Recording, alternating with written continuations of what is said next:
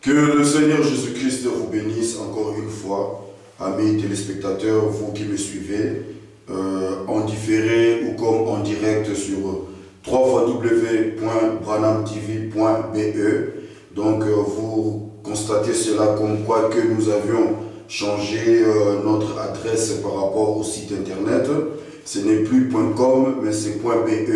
Avant c'était www.branhamtv.com. Maintenant nous avons changé. Vous pouvez taper www.branhamtv.be. Comme vous le savez, ce n'est pas une émission, mais c'est un moment de partage, car Dieu m'a mis à cœur de parler sur quelque chose à son peuple. Que le Seigneur Jésus-Christ vous bénisse. Sans plus tarder, je vous demanderai de prendre vos Bibles dans Matthieu au chapitre 16, en commençant par le verset 15. Je vous laisse quelques secondes pendant que vous vous occupez à préparer vos Bibles. Donc c'est dans Matthieu chapitre 16 au verset 15. Donc nous allons lire cela. Par la grâce de Dieu, que Dieu nous assiste. Que le Seigneur Jésus-Christ vous bénisse. Je pense que vous y êtes. Je lis la parole de Dieu. Matthieu chapitre 16 au verset 15. Il est écrit: Et vous, leur dit-il, qui dites-vous que je suis? Simon-Pierre répondit: Tu es le Christ, le Fils du Dieu vivant. Jésus reprenant la parole lui dit: Tu es heureux, Simon, fils de Jonas, car ce ne sont pas la chair et le sang qui t'ont révélé cela, mais c'est mon Père qui est dans les cieux. Au verset 18, il est écrit: Et moi je te dis que tu es Pierre, et que sur cette pierre je bâtirai mon église, et que les portes du séjour des morts ne prévaudront point contre elle. Je te donnerai les clés du royaume des cieux. Ce que tu lieras sur la terre sera lié dans les cieux, et ce que tu délieras sur la terre sera délié dans les cieux. Alors il recommanda aux disciples de ne dire à personne qu'il était le Christ. Amen. Nous allons prier le Seigneur. Dieu Tout-Puissant, Créateur des cieux et de la terre, que ton nom soit béni, que ton nom soit exalté, Père bien-aimé, Dieu Tout-Puissant. Tu as connu ce moment dès avant la fondation du monde. Et n'est-ce pas que, Père bien-aimé, dans ce monde, les gens diraient, Père bien-aimé, le Tout-Puissant, qui aurait cru cela un jour? Mais toi, tu l'as su, Père bien-aimé, le Tout-Puissant, que je me tiendrai, Père bien-aimé, le Tout-Puissant, à travers les médias, oh Dieu Tout-Puissant, à travers les réseaux, Seigneur mon Dieu, mon roi, aujourd'hui, Seigneur, et parler à ton peuple, Seigneur notre Dieu. Seigneur mon Dieu, Père, je n'ai pas besoin, oh Dieu Tout-Puissant, que des milliers de gens puissent m'écouter, Seigneur. Mais si un cœur, une âme peut être touchée, Père bien-aimé, par ce que tu diras aujourd'hui à travers moi, ô Dieu Tout-Puissant, à travers ce vase, Père bien-aimé, le Tout-Puissant, tout mon être sera dans l'allégresse, Seigneur Jésus-Christ. Ainsi, Père bien-aimé, circoncis et purifie ma bouche, Seigneur, ma langue, Seigneur, car je vis, ô Dieu Tout-Puissant, dans un monde au milieu des gens qui sont impurs, car mes lèvres sont impures, Seigneur. Mais je demande tout simplement, comme tu l'as fait avec Esaïe, Seigneur, qu'un ange vienne, Père bien-aimé, le Tout-Puissant, circoncire, ô Seigneur de gloire, ma bouche et mes lèvres, Seigneur Jésus. Et que, Seigneur mon Dieu, Père bien-aimé, mes lèvres, ma langue, ma bouche, Seigneur, puisse être une source de bénédiction, Seigneur Jésus-Christ, pour ton peuple. Pendant que je recommande cette écriture que je viens de lire entre tes mains, ô Dieu, Père bien-aimé, laisse que cela, Père bien-aimé, puisse atteindre, Père bien-aimé, même une âme, et que cette âme soit bénie de toi, pour la gloire de ton Saint-Nom. Enlève, Seigneur mon Dieu, mon roi Père, tout ce qui n'est pas de toi, Seigneur mon Dieu, pendant ce moment, ô Dieu Tout-Puissant, Seigneur Jésus-Christ, Père, d'exhortation, et je laisse tout entre tes mains. Au nom de Jésus-Christ, je t'ai ainsi prié, Père. Amen. Que le Seigneur Jésus-Christ vous bénisse richement. Je vais encore relire quelques versets là où nous venons de lire dans le chapitre du Matthieu 16, au verset 16.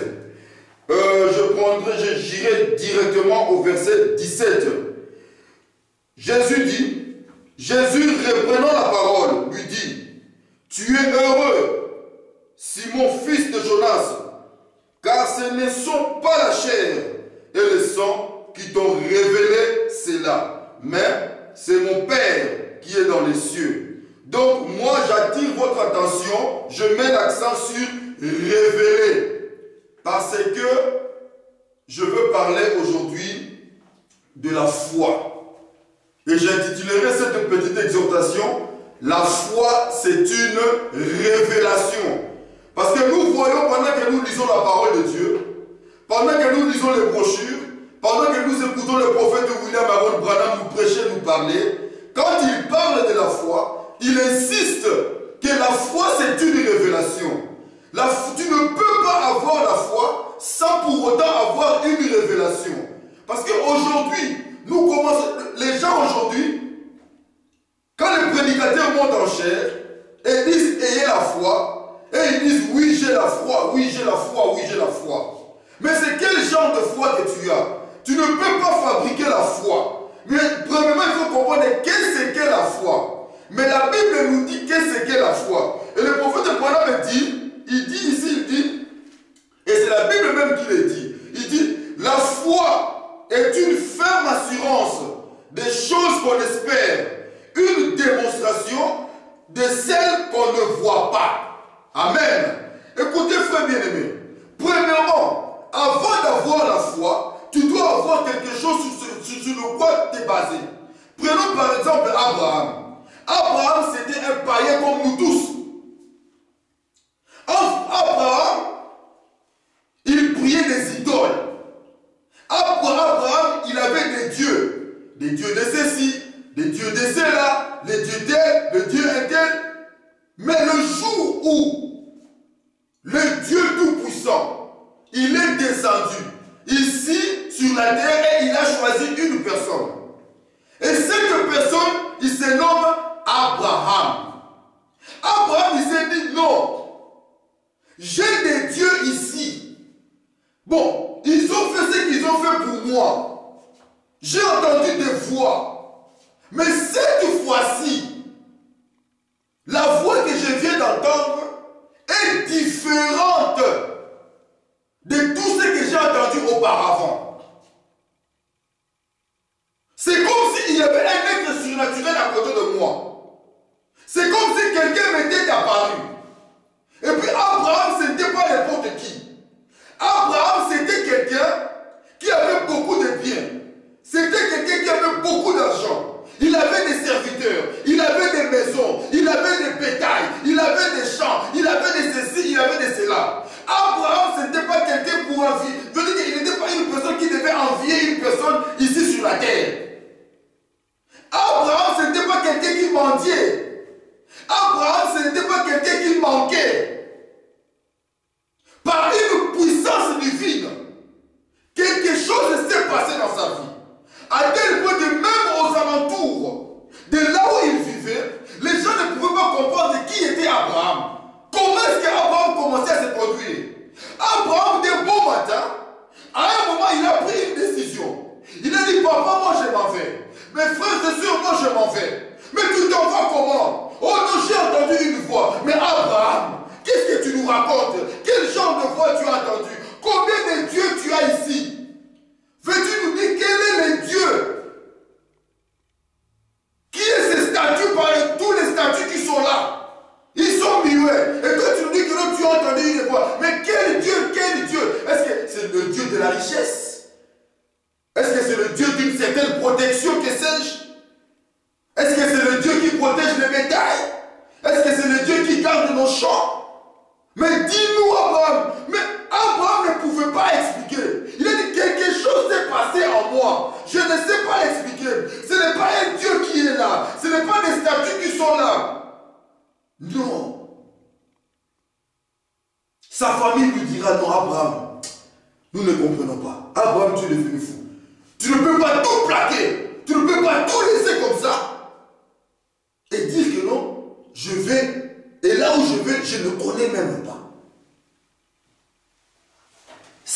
paradoxe. Un homme riche qui pouvait tout laisser et aller s'aventurer dans la nature. Quand vous dites la foi d'Abraham, commencez d'abord à retourner en arrière, raisonnez un peu. Qui était cet homme? Il pouvait être Bill Gates aujourd'hui. Quelqu'un qui a beaucoup d'argent, un renommé. Le monde entier le connaît. Toute la contrée là où il habitait, la région où Abraham habitait, tout le monde connaissait Abraham. Parce que les gens allaient acheter chez lui, remplissaient pour remplir leur magasin, ils allaient acheter chez lui, tout le monde connaissait Abraham. Il était le sommet des sommets. Mais un jour, Abraham prend une décision. Un bon matin, Abraham prend une décision. Abraham dit, je plaque tout. J'ai entendu une voix, un être surnaturel. C'était tellement puissant. Je n'ai jamais vécu ça dans ma vie. Là, non. Je ne veux pas risquer ma vie. Parce que cette chose que j'ai rencontrée est très puissante. Bien sûr que la chose était puissante. Mais Abraham, il n'a pas écouté les gens. Abraham, il ne voulait pas, non. Il a pris ce qu'il pouvait prendre. Il a pris sa femme. Et comme on dit toujours, il y a toujours des gens qui suivent derrière. Et voici Abraham, il est parti. Mais aujourd'hui, Abraham est devenu un exemple pour nous. La foi d'Abraham, la foi d'Abraham, la foi d'Abraham. Mais pour dire que moi j'ai la foi d'Abraham. Mais Abraham, c'est une personne comme toi. Abraham, ce n'est pas un être angélique. Abraham, ce n'est pas un ange. Abraham, c'est une personne qui est conçue dans l'iniquité, qui est conçue dans le péché, comme vous et moi. Mais qu'est-ce qui a fait que Abraham soit aussi spécial? La foi d'Abraham. Pourquoi aujourd'hui Abraham est élevé au sommet des sommets? Je suis de la descendance d'Abraham. Quelque chose s'est passé dans sa vie. Et toi aujourd'hui mon frère, tu n'es pas différent d'Abraham. Tu dois chercher à savoir. Qu'est-ce qui s'est passé dans la vie d'Abraham? Pourquoi est-ce que la Bible parle d'Abraham? Pourquoi est-ce qu'Abraham est une source de référence? Est un point de référence? Pourquoi? Pour que toi tu aies la foi d'Abraham, tu dois passer par où Abraham est passé. La foi d'Abraham. La foi, c'est une révélation. Là où nous venons de lire,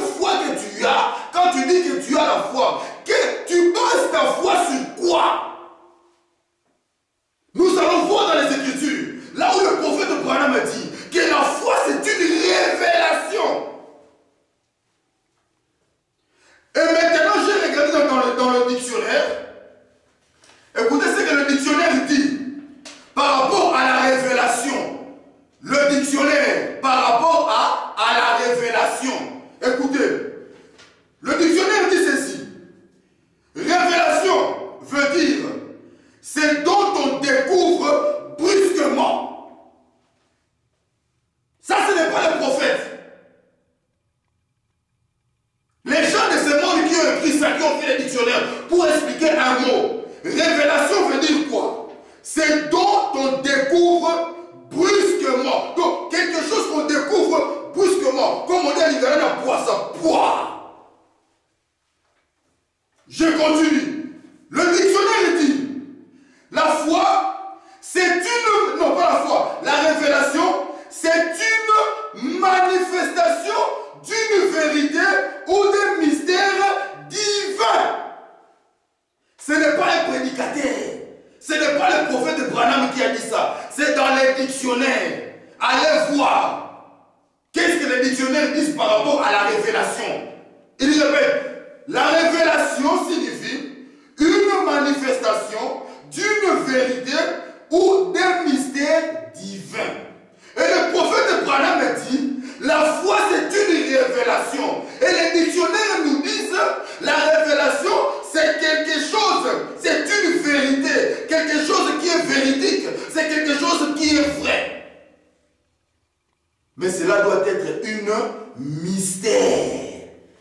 Et les dictionnaires disent divin, pas n'importe quel mystère, pas de la sorcellerie, pas de la magie, mais un mystère divin, venant de Dieu. Il n'y a que Dieu qui est divin. La foi. Nous parlons de la foi. J'ai intitulé la prédication, la foi c'est une révélation. Frère, j'ai la foi, j'ai la foi, j'ai la foi. Mais quelle révélation toi tu as de la foi? Personnellement, je dois avoir ma foi. Ma foi doit être basée sur quelque chose. Mais quel genre de foi que toi tu as? Parlons du prophète William Aaron Branham. Le prophète William Aaron Branham est né prophète. Dieu avait un travail à faire avec lui. Et vous remarquerez que il est la seule personne dans cet âge, quand il est né, la colonne de feu est descendue. Et la colonne de feu ne l'a jamais quitté.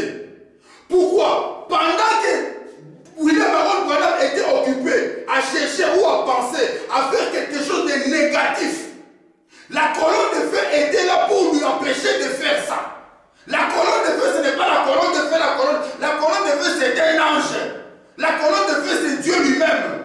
La colonne de feu, c'est Dieu sous la forme. C'est un ange, c'est une forme que Dieu prend. Et une forme visible pour que tu puisses le voir s'il le veut.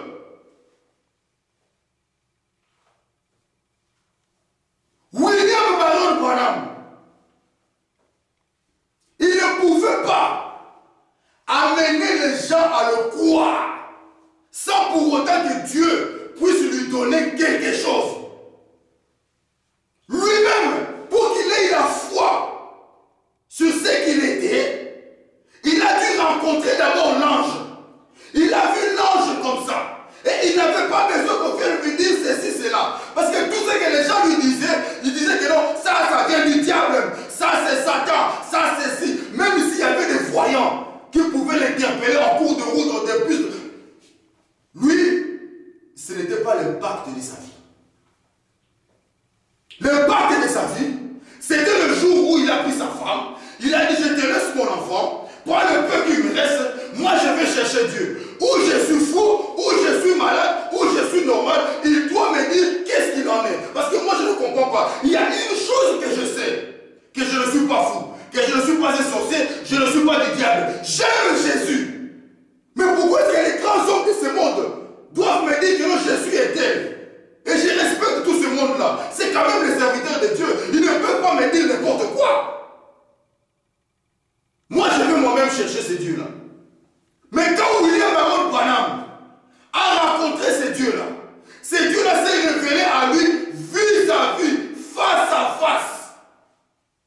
Dis-moi, vous avez vu comment est-ce que la foi d'Abraham est née? C'est ça qu'on appelle la foi d'Abraham. Quand tu rencontres la personne toi-même, quand Dieu lui-même, il te donne l'impact de ta vie, il fait quelque chose dans ta vie auquel tu peux te baser.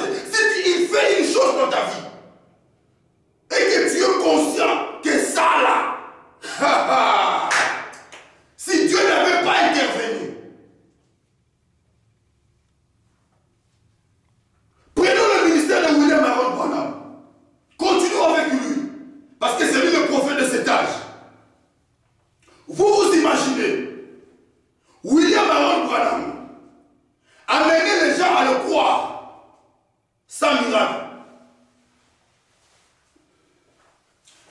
William Aaron Branham amenait les gens à le croire sans miracle. Revenons à Jean-Baptiste. Jean-Baptiste, venez, vous voyez, Hérode. Hein? Hérode, ce n'était pas n'importe qui. Hérode, ce n'était pas n'importe qui. Toi, tu es là devant le roi, toi, tu es qui, toi? Hein? Et puis le roi ne te fait rien. Hein, bien aimé? Il y a une autre confrère ici, là, qui était ici à Bruxelles, qui est allé au Congo. Et il a jeté des pierres sur un homme politique que vous connaissez. Et cet homme, il a disparu. On l'a retrouvé mort. Mais est-ce que vous pouvez baser votre foi sur quelqu'un de cet homme, sur un événement comme ça? Non, tu auras peur, tu n'auras pas de foi. Parce qu'il a fait, on l'a tué.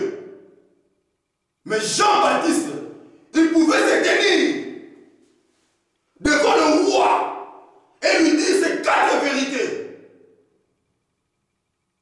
Et le roi ne pouvait même pas toucher. Même sa tête, même quoi que ce soit en ce moment-là. Les gens, ils ont dit non, cet homme n'est pas normal, ce n'est pas possible. Non, non, non, cet homme, il a quelque chose, cet homme, il a quelque chose. Même le roi n'arrive même pas à le toucher. Même les soldats romains n'arrivent pas à l'arrêter. Même tout ce monde qui sont à l'église, les gens qu'on a peur d'eux, ils n'arrivent même pas à les retenir. Non. Sur ce qu'était Jean-Baptiste, la crainte que les autorités avaient par rapport à Jean-Baptiste a provoqué la foi à tout ce monde qui allait aux eaux du baptême. Quand Jean-Baptiste disait « Répentez-vous, répentez-vous, répentez-vous, répentez-vous ». Amen. Votre foi doit être basée sur quelque chose. Prenons le Seigneur Jésus-Christ. Seigneur Jésus-Christ, c'est Dieu dans la chair humaine. Il vient et il commence à parler. Qui aurait cru au Seigneur sans miracle? Sans miracle, qui aurait cru au Seigneur sans miracle? Si je reviens même en arrière, Moïse, si Dieu n'avait pas fait des miracles devant le buisson ardent, Dieu a fait des miracles. Prends ta main, mets-le dans ton sein, sors-le, prends ton bâton, jette-le, et vous savez la suite. Qu'est-ce que Dieu a fait? Il a eu la lèpre à la main, le bâton qu'il avait en main, il est devenu un serpent. Et après, c'est redevenu le bâton. Frère, sans quelque chose de surnaturel, tu ne peux pas avoir la foi. Jésus-Christ, il a dû faire des miracles. Faire des miracles. Et des miracles afin qu'il y ait une foule de gens. Et cela a provoqué la foi dans les gens. Quand Jésus-Christ disait, ta foi t'a guéri, ta foi t'a guéri. Mais quel genre de foi? Prenons Matthieu. Vous allez voir la foi. Qu'est-ce que la foi fait? La foi. Prenons Matthieu. Matthieu 15. Matthieu 15, 21. Matthieu 15 au verset 21. Il a dit ceci. Jésus, attendez, oui, verset 21. Il a dit ceci. Jésus étant parti de là, se retirant dans les territoires de Tyr et de Sidon. Et voici une femme cananéenne qui venait de ces contrées lui criant, « Aie pitié de moi, Seigneur, fils de David. Ma fille est cruellement tourmentée par les démons. » Il ne lui répondit pas un mot. Et ses disciples s'approchèrent et lui dirent, avec instance, « Renvoie-la, car elle crie derrière nous. » Il répondit, « Je n'ai été envoyé qu'aux brebis perdues de la maison d'Israël. » Mais elle vint se prosterner devant lui, disant, « Seigneur, secours-moi. » Il répondit, il n'est pas bien de prendre le pain des enfants et de le jeter aux petits chiens. Oui, Seigneur, dit-elle, mais les petits chiens mangent les miettes qui tombent de la table de leur maître. Alors Jésus lui dit, femme, ta foi est grande, qu'il te soit fait comme tu veux. Et alors même, sa fille fut guérie. Bon, dis-moi, la foi que cette femme avait, elle qui était une étrangère, une cananéenne, elle n'était pas une israélite, une cananéenne. Qu'est-ce qui a poussé cette femme à quitter chez elle pour venir voir Jésus et lui implorer la guérison de sa fille? Quoi? S'il n'y avait pas une attraction quelque part. La cananéenne, elle a entendu les témoignages. Vous voyez pourquoi il faut donner des témoignages dans des églises? Ça peut réveiller quelque chose. Ça peut révolter quelqu'un. Oh non, je ne veux plus rester dans cette condition. Seigneur, si tu as fait pour frère Exode, je connais frère Exode, la vie qu'il menait, mais ce que tu as fait de lui aujourd'hui. Non, tu es Dieu. Moi, il y a ma grande sœur en Suisse. Elle a cru comme ça. Il dit, toi, Exode, non. Tu pries. De toutes les façons, comme toi tu pries, je ne veux pas aller chercher ailleurs. Dis-moi dans quelle église, qu'est-ce que tu crois? Quel genre de religion que tu crois? Moi aussi, je vais aller là-bas. Parce que la personne s'est dit non. La femme cananéenne, c'est par les échos. C'est que le Seigneur Jésus-Christ faisait. Le roi des rois. C'est qu'il faisait dans la ville. C'est qu'il faisait partout où il passait. Elle a dit non, non, non, non, non, non, non, non, non, non. Prenons par exemple ces soldats romains. Cet officier romain. Lui aussi, il entendait. Il était dans la ville. Quand il s'est approché à Jésus, il lui a dit, mon serviteur est malade là-bas. Là-bas, il y a mon serviteur qui est malade. Ne pourrais-tu pas? Vas-y, précède-moi, j'arrive. Non! Ne viens pas. Moi, étant qu'un homme, quand je donne les ordres, mes subalternes, mes sous-officiers, ils m'obéissent quand je claque le doigt. Ah, mais pour qu'un homme, un païen,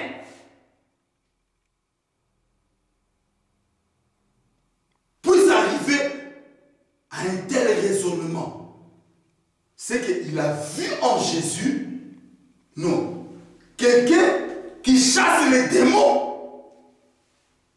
Moi, devant les démons, je vais trembler. Mais lui, il chasse les démons. Non. Seigneur, dis seulement un mot. Juste un mot. Ah! Jésus-Christ regarde, dit non, non, non, non, non, non, non, non. Dans tout Israël, une fois pareil, niet. Jamais. Est-ce que vous voyez d'où vient la foi d'Abraham? Je suis occupé à vous montrer d'où vient la foi d'Abraham. Qu'est-ce qu'est la foi d'Abraham? La foi d'Abraham, c'est une révélation. Ce sont des choses invisibles, c'est ça la foi. Auxquelles vous rendez visibles. Des choses auxquelles vous ne pouvez pas palper. À cette dimension, dans notre dimension ici. Mais par la foi, vous amenez cette chose, les choses que vous espérez en existence. Mais comment? Oh, j'ai la foi d'Abraham. Je suis la descendance d'Abraham. Tu es la descendance d'Abraham, mais il faut d'abord commencer par là. Là où Abraham était un païen. Tu dois redevenir païen pour comprendre qu'est-ce qui s'est passé à Abraham. Le monde me dit, pour mieux sauter, je recule d'abord, je prends de l'élan. Mais recule un peu pour voir. Mais comment ces choses-là furent? Comment les choses étaient? Je prépare une prédication, le Dieu m'avait mis à cœur. Ils eurent le cœur vivement touché. Je vais essayer de parler un peu de ça. Par rapport au Saint-Esprit, je vais essayer de mettre tout ça ensemble. Mais aujourd'hui, je parle de la foi. C'est une révélation. Quel genre genre de révélation que tu as par rapport à Dieu, par rapport à ce que tu demandes, par rapport à tout ce que tu espères, par rapport aux vœux que tu fais à Dieu. Quelle révélation tu as, bien-aimé? Tu es occupé à demander quelque chose. Tu es malade. Tu veux être guéri. Oui, oui, j'ai la foi. Oui, j'ai la foi. Oh. Les prédicateurs n'ont pas de foi à vous donner. Les prédicateurs ne peuvent pas vous guérir. Le prophète Branham dit, la puissance est en vous. Quand vous avez reçu le Saint-Esprit, la puissance est en vous. Maintenant, il faut avoir la foi pour vivifier cette puissance. Pour mettre cette puissance en œuvre. Vous avez la puissance. C'est comme un fils du roi. Quand il est né, les gens qui l'habillent lui donnent des gifles. Oui. Mais c'est qu'avant, il a la puissance en lui. Mais en ce moment, la puissance n'exerce pas. Mais à un moment, cet enfant-là doit grandir. Quand il grandit, c'est là qu'il reconnaît. Oh, Kingandi. Hein? Donc ce que toi tu faisais là, maintenant je me rappelle. Hein? Tu n'avais pas respect vis-à-vis de moi. Hein? Tu savais bien que j'étais le roi, j'étais le prince, que j'étais un futur roi. Mais tu faisais des choses. Je me rappelle maintenant.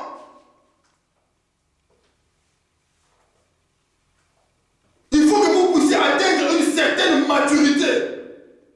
Il faut que vous ayez une certaine expérience avec Dieu pour réveiller ce qui est en vous. Je serai avec vous, même en vous.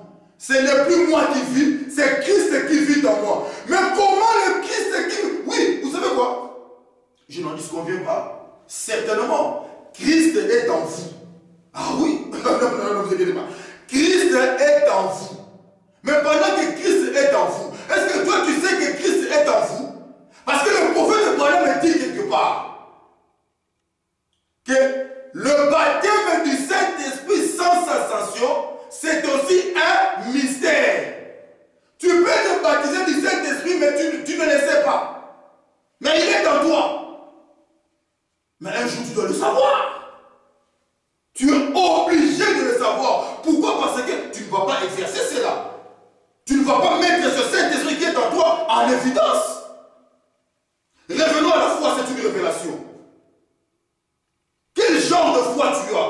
Toi qui es malade, toi qui me suis aujourd'hui. Tu dis que non, j'ai la foi d'Abraham, j'ai la foi de... Ça, ce n'est pas un problème. Mais nous venons de lire. Même le dictionnaire nous le dit. Hein? Je l'ai lu tantôt là. Hein? Que la foi, c'est une manifestation d'une vérité ou d'un mystère divin. Quel est le mystère divin que toi tu as expérimenté dans ta vie pour avoir la foi? Parce que le prophète de Branham dit, cette révélation-là, normalement est basée avec la foi. Le prophète de Branham dit, la foi c'est une révélation. Donc la foi c'est un mystère divin. Une vérité ou un mystère divin. Tu es malade? Oui. Oh, j'ai la foi, je vais te guérir, frère. Tu vas mourir. Quelle foi? Quelle foi tu as? Quelle foi? Quel genre de foi?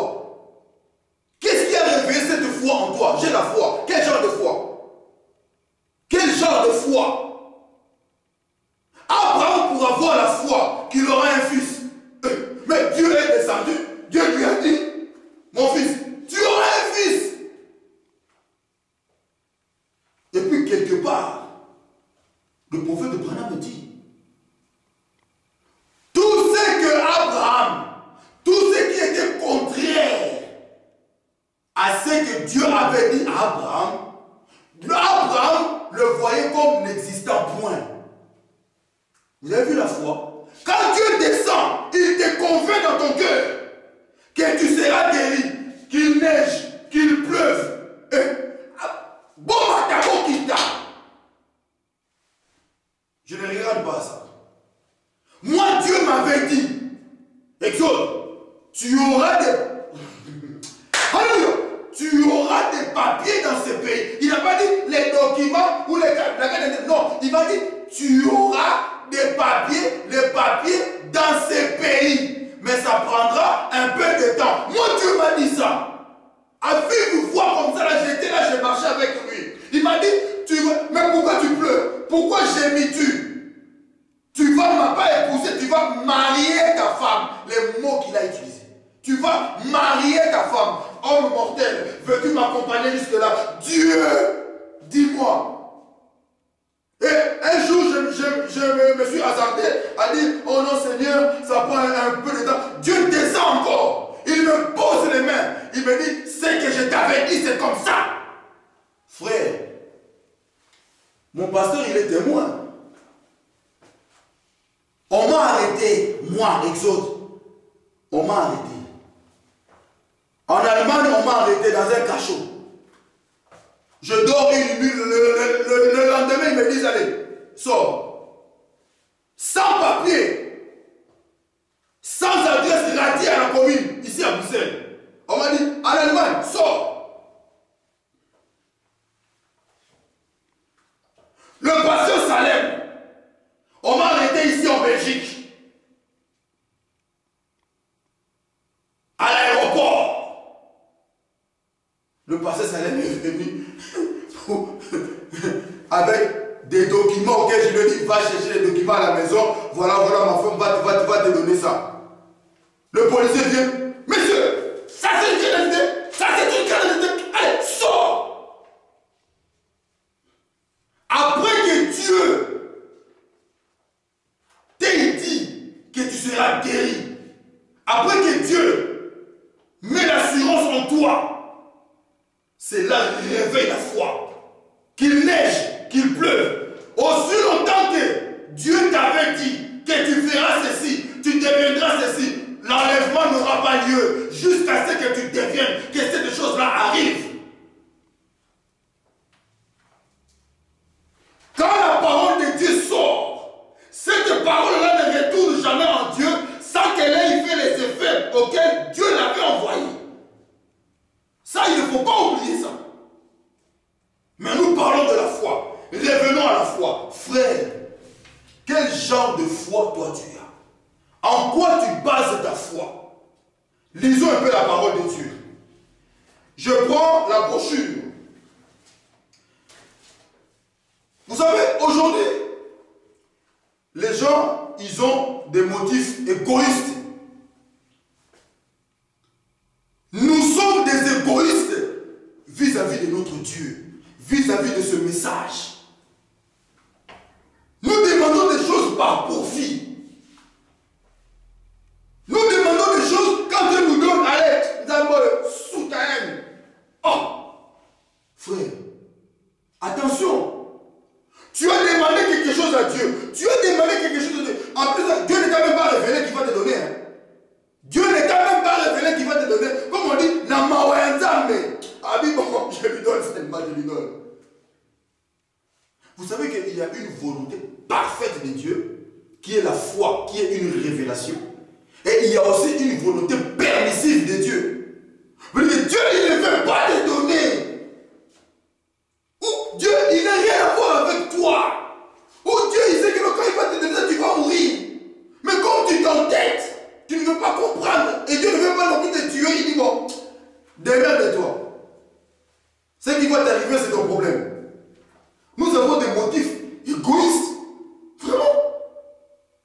Vous demandez des choses, vous ne pensez même pas à Dieu. Vous trouvez ça normal. Et vous voulez que Dieu puisse vous exaucer. Vous voulez que Dieu puisse vous donner. Mais regardez ce que notre prophète Branham dit. Vous allez dire que nos frères Exode, tu es occupé à parler. D'où tu tiens ça? Vous voulez que je tienne ça où? Les gens qui me connaissent, comment est-ce que je suis venu dans le message? Ils savent que tout ce que je dis ici, je l'ai appris dans le message. Il y a des fois, on n'a pas besoin de lire des citations. Ce que je dis là, vous savez que c'est la vérité. Prenons une brochure ici, là. Dans la brochure, j'avais entendu, mais maintenant, j'ai vu. Au paragraphe 66, le prophète Branham dit ceci.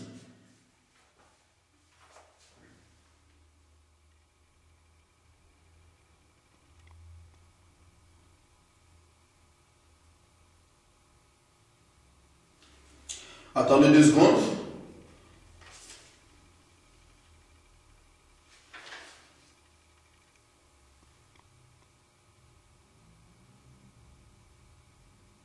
Ouais, écoutez, ici, vous allez voir comment est-ce que le prophète Branham parle des motifs par rapport à nos demandes, par rapport à nos requêtes et nos objectifs. Et vous allez voir par rapport à l'égoïsme. Quand tu et que Dieu ne puisse pas manger. Hein? Chaque mois, Dieu te donne de l'argent. Chaque mois, Dieu t'assiste. Chaque mois, chaque fin du mois, chaque le premier, avant le 10, tu es payé. Mais pour payer le 1/10 à Dieu, égoïste. Mais Dieu est un égoïste. Mes frères, il faut arrêter. La personne avec laquelle tu joues là, ce n'est pas ton garçon de course. Ce n'est pas quelqu'un qui dit non, c'est Dieu, le créateur de toutes choses. Quand tu te réveilles le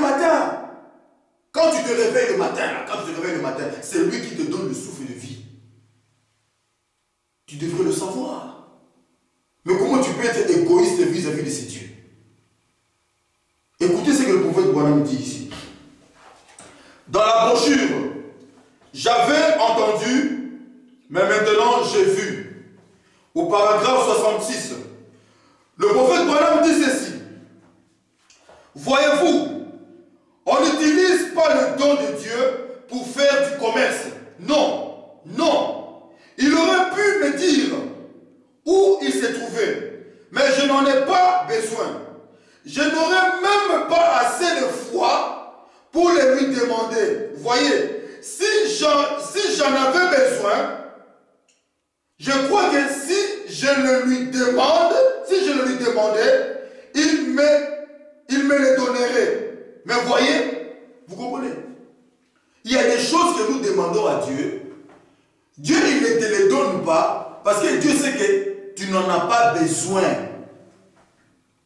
Et toi-même, comme tu es là, tu sais que ce que toi tu demandes là, tu n'en as pas besoin. Le prophète Branham me dit, si j'en avais besoin, j'allais lui demander et il allait me donner si j'en avais besoin. Besoin, c'est quelque chose d'indispensable. Veut dire que si tu manques ça, tu ne sais pas avancer. C'est comme un infirme qui n'a pas sa canne. C'est comme un infirme qui n'a pas sa chaise roulante. Est-ce que vous comprenez? Il y a des gens à qui on a acheté des chaises roulantes qui marchaient par terre. Quelque chose de nécessiteux. Mais quand tu demandes quelque chose à Dieu juste pour aller filmer, tu trouves ça normal?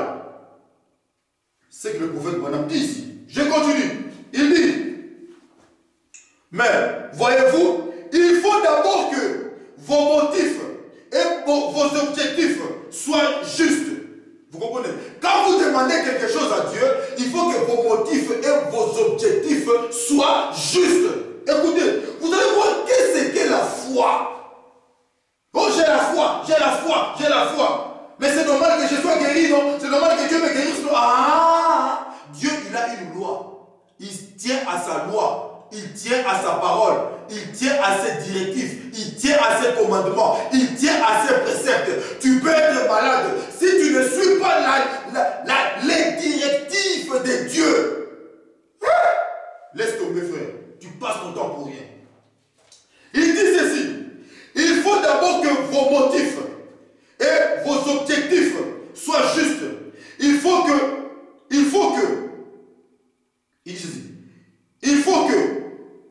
vous voyez, non, il faut que vous ayez des raisons de demander cela. Vous demandez des choses comme on dit à l'Ingala, puis demandez. Hein? Quelle raison toi tu pousses à Dieu, que toi tu présentes à Dieu? Excusez-moi.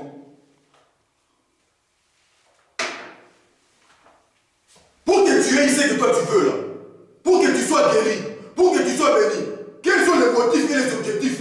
Le bon madame dit, il faut qu'il y ait une raison. Quelle est la raison que toi tu poses? Quelle est ta motivation? Mais c'est une demande que tu fais. Oh, je demande la régularisation, mais quelle est ta motivation? Hein? Tu ne bosses pas, travailles pas, tu ne fais même pas de petits boulots, hein? Tes enfants ne vont même pas à l'école, même dans des petites réunions de société, tu n'es pas là. Hein? Mais quand tu vas faire ta demande au niveau du ministère de l'Intérieur, dis-moi, qu'est-ce que tu vas mettre dedans? Hein? Moi, pour que j'aie les papiers, il y a un policier. Il y a un policier qui a écrit. Là, j'ai travaillé à Matongé, ici à Bruxelles. Au magasin de notre bien-aimé frère Bajak Biomou. Cet homme, il travaille dans un magasin. Il est là dans un magasin. C'est une SBL.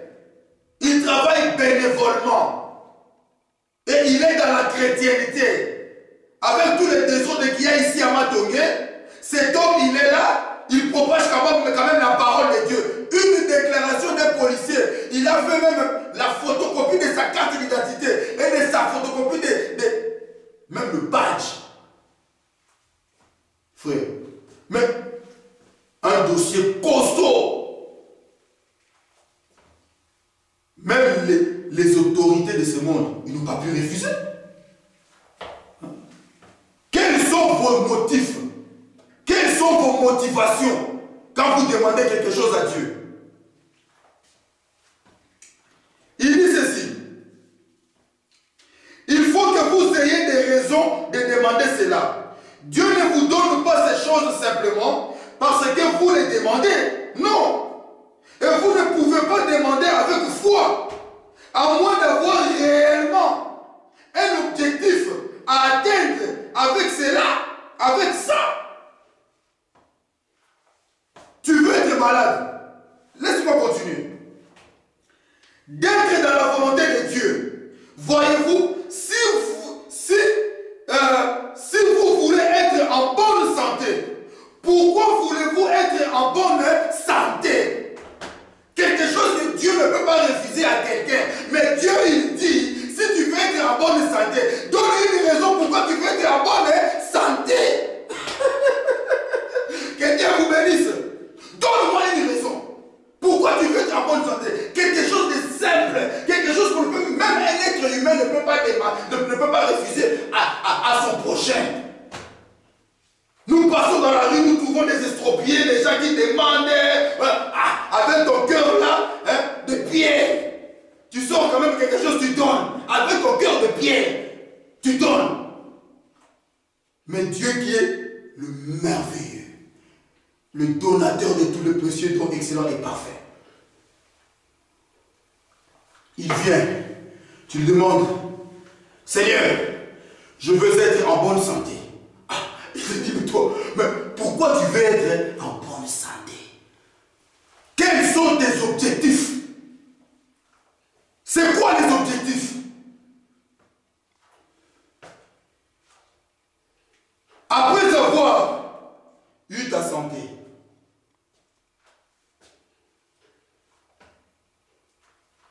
qu'est-ce que tu veux atteindre?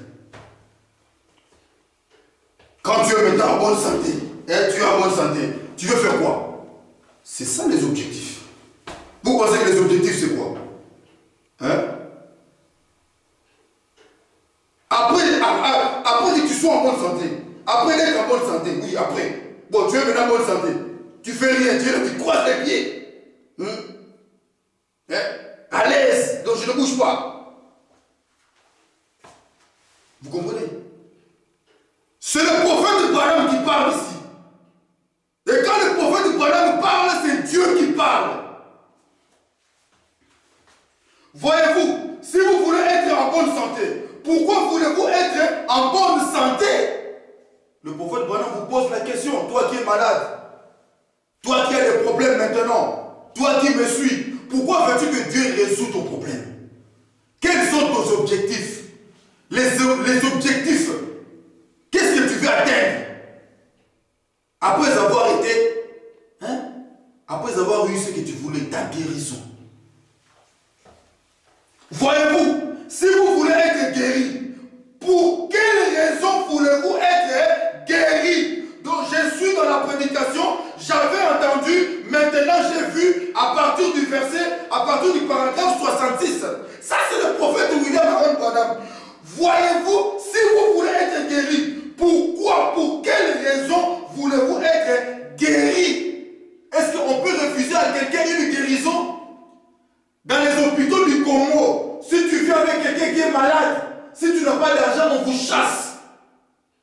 Afrique. Mais ici en Europe, avant qu'on te demande de l'argent, on te soigne d'abord. Mais à Dieu tu viens, il te dit non, je ne te guéris pas d'abord. Dis-moi, pour que je te guérisse, qu'est-ce que tu veux atteindre? Quels sont tes objectifs? Ah! C'est quoi le gage? Qu'est-ce que tu donnes à Dieu? Et c'est ça m'appelle ça.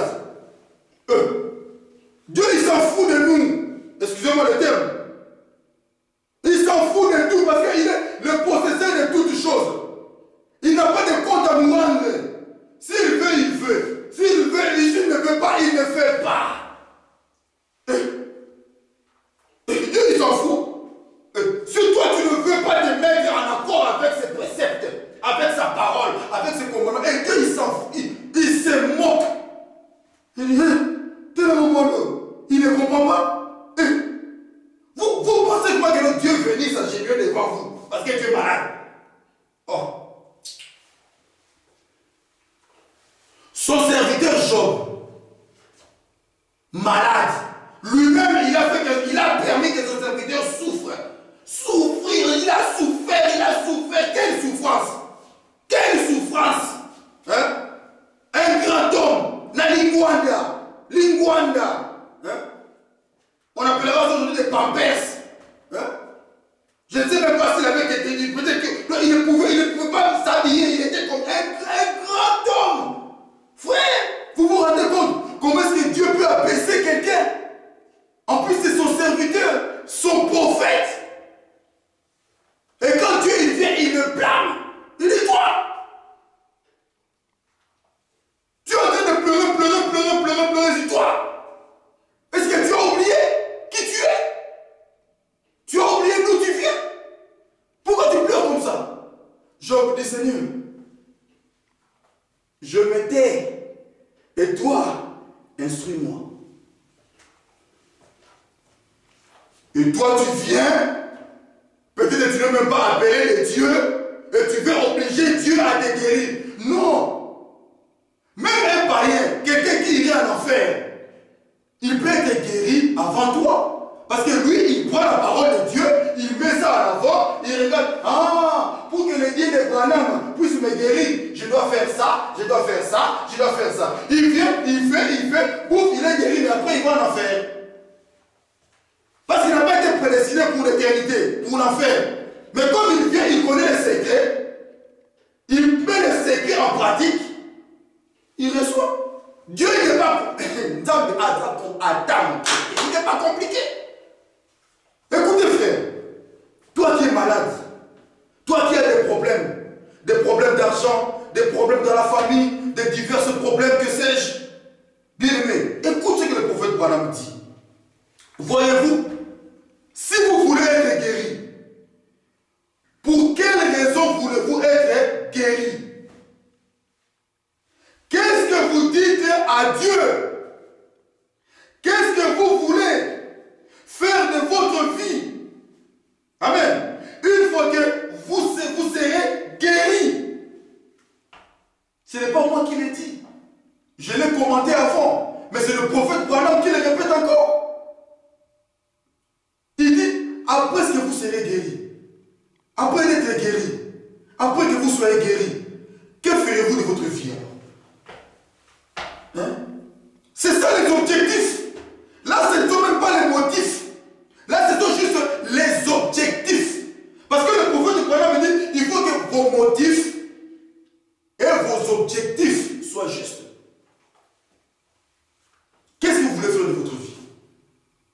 Là, nous sommes juste dans les objectifs. Qu'est-ce que vous voulez faire de votre vie? Dis-moi. Ne me dites pas à moi, dites ça à Dieu, pas à moi. Dieu a besoin de savoir ça pour qu'il te guérisse. Tu n'es pas guéri depuis des années. Tu n'es pas béni dans une église depuis des années. Mais dis non, oh non, moi je quitte cette église. Non, on a vécu ça. Moi je quitte cette église parce que cette église n'est pas une bénédiction pour moi. Ah, mes frères, aux aventuriers, tu dois avoir un problème sérieux. Mais regarde d'abord si dans cette église-là, il n'y a pas des gens qui sont bénis.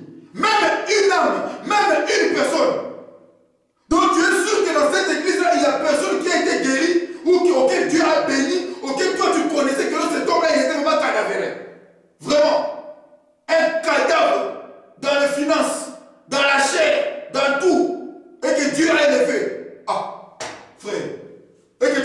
non, oh moi je quitte cette église, pourquoi? Parce que, et puis voilà, et puis voilà. Ah, bien aimé, reviens un peu sur terre. Ne monte pas. Reviens sur terre. Mets tes pieds sur la terre. Niatanassé. Écoute ce que le prophète Branham dit. Parce que Dieu a dit à Branham, ton message préparera ma seconde venue. Le message est occupé à préparer ce que tu entends. Il dit ceci. Qu'est-ce que vous voulez faire de votre vie? Une fois que vous serez guéri, voyez-vous, il faut qu'il y ait. Il faut que vous ayez un motif et un objectif. Et il faut qu'il soit juste, en accord avec la volonté de Dieu. Et c'est là que la foi est... écoutez. Il dit, c'est... Vous voyez, quand vos objectifs, quand vos motifs se marient, hein? Se marient, ça veut dire quoi? Se marient à la parole de Dieu. Ça veut dire que tu prends ta demande, hein? Tu rajoutes tes objectifs, tu rajoutes tes motifs et tu le mets sur l'Urim Tumim. L'Urim Tumim, c'est la parole de Dieu, c'est la Bible, c'est le message de l'heure. S'il y a des étincelles, tu vois que ça s'accorde, ça se marie, ça devient une seule chose. Et c'est là que tu auras la foi. Et le prophète Branham dit ceci. Et c'est là que la foi vous est révélée. Pour vous dire que la foi c'est une révélation. Est-ce qu'on se comprend? La foi ce n'est pas autre chose. C'est quoi les motifs? Tu dis à Dieu, je vais être guéri. Je suis un papa, j'ai des enfants, je suis malade. Je ne sais pas prendre soin de ma famille. Guéris-moi Seigneur, s'il te plaît. Ah, Dieu il regarde, ah ben oui. L'homme mangera à la sueur de son front. Il doit nourrir sa femme, il doit nourrir sa maison. Hein? Non, cet enfant doit être guéri, c'est bon. Dieu va t'exaucer. Mais Dieu dit, ce n'est pas encore fini. Quels sont les motifs? Bon, ça maintenant c'est toi. Hein? Ça c'est toi. Quand maintenant tu es guéri, bon, tu es guéri, ça c'est pour nourrir ta femme. Et le prophète Branham dit, la Bible dit, tout ce qui dans ce monde passera. Tout ce que Dieu te donne, des maisons, il va te donner des maisons, de ceci, de cela, tout cela tomberont en ruine. La splendeur de Salomon, la richesse de David, tout ce que les grands hommes étaient des Job, est sous la terre aujourd'hui. Mais quand Dieu t'a béni, tu dis à Dieu, oui Seigneur, je veux être guéri, parce que je veux faire ceci, je veux faire cela, je veux être, je veux être, je veux être. Dieu il trouve que non, non, ça c'est un besoin. Mais maintenant Dieu aussi il attend la dîme. Bon, quand toi tu es maintenant en bonne santé, la santé qu'il te donne, c'est pour que toi, tu aies seulement travaillé pour nourrir sa famille. Bon, quel est l'intérêt de Dieu dans cela? Ah, je vais te guérir, je vais te guérir. Dieu dit oui, tu dois être guéri. Pourquoi? Parce que tu deviens un problème pour ta famille, pour la société. Tu dois être guéri, c'est bien. Mais maintenant, quand toi tu es guéri, qu'est-ce que moi je vais gagner? Ce n'est pas un problème. Seigneur, j'habite loin, j'ai besoin d'une voiture. Oui, Dieu il voit, mais non, cet enfant il a besoin d'une voiture. Je dois lui donner. Mais quand je vais lui donner cette voiture, quel est mon intérêt là-dedans? Donnez des promesses à Dieu. Vos objectifs, vos motifs doivent être justes. Dieu veut trouver aussi des intérêts avec ce qu'il vous donne. Dieu, donne-moi une femme. Donne-moi une femme. Oui, c'est normal. L'homme doit avoir une femme. Ça, c'est normal. C'est lui-même qui a institué cela. Parce que Adam, il était seul. Adam n'est pas allé dire à Dieu, donne-moi une femme. Non. C'est Dieu lui-même. Divinement, il a trouvé que non, Adam était seul. Et puis, il lui a donné une femme. Donc, si tu demandes une femme aujourd'hui, Dieu va te donner. Mais après que tu aies cette femme, où est l'intérêt de Dieu là-dedans? Est-ce que cette femme que toi tu demandes à Dieu, tu vas conduire cette femme pour détruire encore le plan de Dieu, pour détruire la nature? Seigneur, donne-moi une femme. Quand tu me donneras cette femme, Je l'enseignerai la parole. On sera vraiment dans la parole. Elle sera une servante de Dieu. Elle sera ceci. Elle sera cela. Elle sera cela. Je l'enseignerai à ne pas calomnier les gens, à ne pas parler du mal des gens, à ne pas être une médisante, à ne pas faire ceci, à ne pas faire cela. Ah! Dieu regarde. Ça, non. Dieu il est content. Il dit non. De toutes les façons, j'avais un problème là. Une de mes filles avait un problème là. Donc si je lui donne sa femme, donc il va faire ce qu'il dit là. Dieu, Dieu il sait quand il ment. Il sait, il te connaît dès avant la fondation du monde. Tout ce que... Et là on se débattait. Il y a des choses que tu vas il y a des choses que nous ne savons pas. C'est que tout ce que nous faisons, Dieu le sait. Je ne dis pas que non, il le savait. Non, il le sait parce qu'il est le grand Jésus. Lui, il n'est pas dans les temps. Dieu le sait. Même quand tu mens, quand tu donnes des promesses à Dieu, Dieu le sait que tu mens. Et il ne va pas t'étonner. Il sait si tu vas le faire ou pas. Dieu il le sait. Mais quand Dieu regarde ses intérêts, Dieu il regarde tout ça, que tout est dans l'harmonie, que tout est bien. Il dit non. Arrête. Je vais lui donner. Je vais lui donner ça. C'est par rapport aux demandes. Quand tout est dans l'harmonie, la demande, c'est que toi tu demandes à Dieu que Dieu fasse pour toi, est dans l'harmonie avec la parole de Dieu. Le prophète Branham me dit, c'est là que ta foi, la foi vous est révélée. C'est là que Dieu entre en scène. Il vient maintenant, il te dit à toi. Il te dit à toi, il te convainc dans ton cœur que tu seras guéri. Ça ne sera plus la prière du pasteur, parce que le pasteur a prié, mais tu sais que non, Dieu m'avait déjà dit que je serais guéri. Toi, accomplis simplement la parole. C'est comme Jésus-Christ, quand il s'est approché pour être baptisé par Jean-Baptiste, Jean-Baptiste dit, non, c'est moi qui ai besoin d'être baptisé. Non, petit Namaï. Osa vient dans d'autres. Mais dans le système, au Yébikaka, laissons que les Écritures s'accomplissent et que toute justice s'accomplisse. Laisse faire. Le pasteur, il viendra, vous imposerez les mêmes malades et les malades seront guéris. Il y a une puissance dans ça. Dieu veut que ça soit comme ça. Même si tu ne vois rien, même si tu ne sens rien, ce n'est pas ton problème. Mais la foi t'est révélée par les objectifs et les motifs qui se marient avec l'urine Tumim. Et c'est là que Dieu descend, il te donne la foi de la révélation. Pas une foi fabriquée par toi-même. Quand les prédicateurs disent ayez la foi, mais c'est de cette foi qu'ils parlent.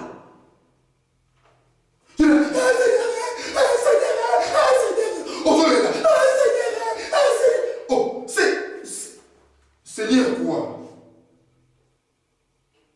Prends simplement la parole de Dieu, ta vie, mets ça. Bon, j'ai tel problème, tu vas chercher. Mais qu'est-ce que le prophète dit par rapport à cette situation?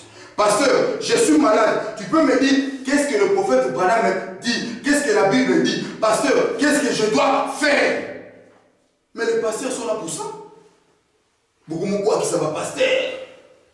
Oh, ce pasteur-là. Oh, ce pasteur-là. Mais ce pasteur-là, c'est un homme. Hein? Ce pasteur-là, c'est un homme. Abraham, avec la foi qu'il avait, quand la famine l'a attaqué, il a pris sa propre femme. Moi, c'est naïe. Moi, c'est naïe, sa propre femme. Il donne sa propre femme à quelqu'un d'autre à cause d'Andala. Mon kate, mon gengi. Non, ça ne va pas dans le... Donc, chérie, tu sais, tu es ma femme. Donc, de toutes les façons, donc moi, on va me tuer ici. Hein? Donc, on a faim. On a faim. Qu'on fasse ça. Il sacrifie sa femme. Mais il avait la foi. Et il était aussi un prophète de Dieu. Mais Dieu s'est souvenu de la promesse. Il est descendu. Il n'a pas permis à Abimelech de toucher la femme de son serviteur. Abimelech, Odaé, Okufi, comme tu es là, ça n'est fini de toi, ça n'est fini. Laisse tomber. Mais c'est que Dieu fait quoi? C'est pour vous dire, pour ne pas perdre ma pensée, que les serviteurs de Dieu sont aussi sujets des erreurs. Le prophète Branham, il a critiqué quelqu'un. Il a vraiment critiqué, donc critiqué une fille hein, dans ce petit café. Il dit, Seigneur, tu peux même descendre ici. Que... Tu vois, Dieu lui dit, il lui montre son passé. Toi, regarde comment tu étais. Comment tu étais. Oh Seigneur, pardonne-moi d'avoir critiqué. Et si c'est là, ma soeur, pardonne-moi, j'ai parlé mal de toi. Ce sont des gens, ils sont assujettés d'erreurs aussi. Ne dis pas que non, oh lui, qu'est-ce qu'on fait de nous? Non, c'est une personne. Jésus-Christ, le prophète Branham dit, il avait aussi une faiblesse. Hein? Jésus-Christ ne s'est pas retenu. Nzala, mon kate, mon gaini est bêtier. Mia, donc, non, Jésus-Christ, ça c'est comme ça, nous avons une Nzala, quand tu as ma semoun, la maladie à mon teke, la bêta de la laisse. Jésus-Christ lui-même dans la chair humaine, le Dieu tout-puissant, il a dit non, non, non, non, non, non, non, non, non. Hey!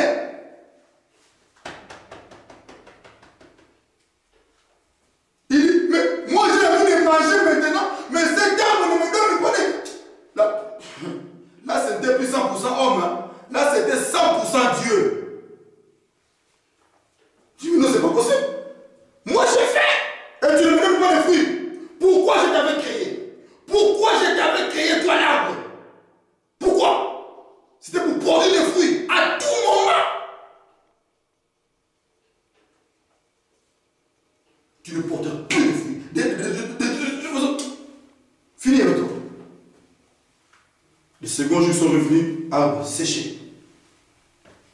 Les serviteurs de Dieu, ils ont aussi des faiblesses. Mais cela n'empêche, Dieu les a choisis. Mais la révélation, la foi, c'est toi qui dois avoir cette foi.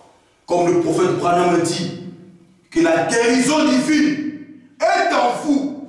C'est toi qui provoque la guérison divine. C'est toi qui dois vivifier ta foi. Ta foi doit monter. Ça monte, ça monte, ça monte, ça monte. Vous demandez des choses. Vous ne savez pas comment demander. Vous ne recevez pas parce que vous ne savez pas comment demander. Pour savoir comment demander, bouquinez un peu. Lisez un peu la parole. Dieu vous révélera des choses. Vous connaîtrez des choses. Hein? Vous allez connaître des choses. Dieu va circoncire vos oreilles. Vous allez très bien comprendre. Vous allez commencer à entrer même dans la pensée des prédicateurs. Vous ne ferez plus de soucis aux prédicateurs. Même si le prédicateur fait une erreur ici, tu comprends que non, il ne voulait pas dire ceci, c'est juste un lapsus, et puis voilà, patati patata, et puis vous continuez le chemin.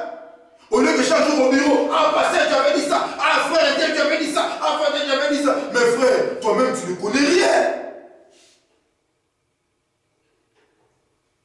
Lisez la parole, vous allez connaître, vous serez au courant de vos promesses. Tout est dans la Bible. Les motifs et les objectifs. Toi qui veux avoir la foi. Mais ta foi doit être basée sur quelque chose. Moi, quand je prêche à la télévision, je prends toujours mon temps. Pourquoi? Parce que je ne suis pas devant une congrégation comme ça. Donc, je parle, jusqu'à ce que Dieu va m'arrêter. Il m'arrête. Et puis, voilà. Parce que même si toi, tu es fatigué, tu vas arrêter, tu auras déjà quelque chose. Quelqu'un d'autre viendra, va me trouver en train de parler. Et puis, va aussi être béni. Donc, ne le prenez pas mal, s'il vous plaît. Donc, je continue toujours dans ce que je disais. Là où le prophète Branham parle sur les objectifs et les motifs doivent être justes. Dans la prédication, j'avais entendu, mais maintenant, j'ai vu. Je continue. Il dit ceci. Et c'est là que, il dit, je reviens un tout petit peu en arrière, il faut que vous ayez un motif et un objectif. Et il faut qu'il soit juste, en accord avec la volonté de Dieu. Et c'est là que la foi est révélée. Et que Dieu, par sa grâce souveraine, place cette foi en vous. Et alors, c'est terminé. Voyez maintenant voyez-vous? On doit fabriquer foi. Ici, le prophète de Balaam dit, c'est Dieu lui-même, le divin. Il place la foi en toi. Donc, ce qui est à écouter foi, le condiment, tu ne seras pas béni. Quand Dieu ne vient pas, ne met pas cette foi, ne vient pas mettre cette foi en toi, tu n'auras jamais ce que tu demandes à Dieu. Tout ce que tu espères, tu ne l'auras pas. Parce que ce n'est pas toi qui fabrique la foi. Ce n'est pas toi qui force la foi. C'est Dieu lui-même qui prend cette foi, met en toi. Même quand le prophète de Balaam dit, la foi est en toi, tu dois avoir la foi. Cette foi-là doit venir de Dieu. Parce que la foi, c'est une révélation. La révélation, c'est quelque chose qui est vrai, qui est mystique et qui est divin. Alors, toute chose qui est divin doit provenir de Dieu lui-même. C'est une propriété privée de Dieu. Ce n'est pas un homme qui vient, qui le met en toi, frère. Ou ma soeur. Non. Tu ne peux pas fabriquer la foi. Oh, j'ai la foi. Quel genre de foi que tu as? Tu n'as pas de foi. Est-ce que Dieu t'a dit que tu as la foi? C'est quelle foi? Oh, il faut avoir la foi, frère. Il faut avoir la foi. Frère, non, ce n'est pas ça. Tu dois être sûr que tu seras guéri. Vous entendez le vieux Béka dans une convention. Déjà, quand tu quittes de chez toi, c'est la foi qui te fait lever. Que quand je vais là-bas, quand ce vieux-là va prier, même s'il a un don, mais quand ce vieux-là va prier, avec la foi qui m'a fait déplacer ici pour aller là-bas sur place, déjà avec ta foi, tu seras guéri. C'est ça la foi. Parce que tu es sûr que à travers cet homme de Dieu, à travers un prédicateur, à travers un certain nombre de Dieu, Dieu fait des miracles. Et que tu as déjà entendu, tu as déjà vu. Mais c'est ça les impacts. Dieu, si tu as fait ça avec telle personne, tu le feras aussi with me, avec moi. Là, je commence maintenant à vous révéler la foi.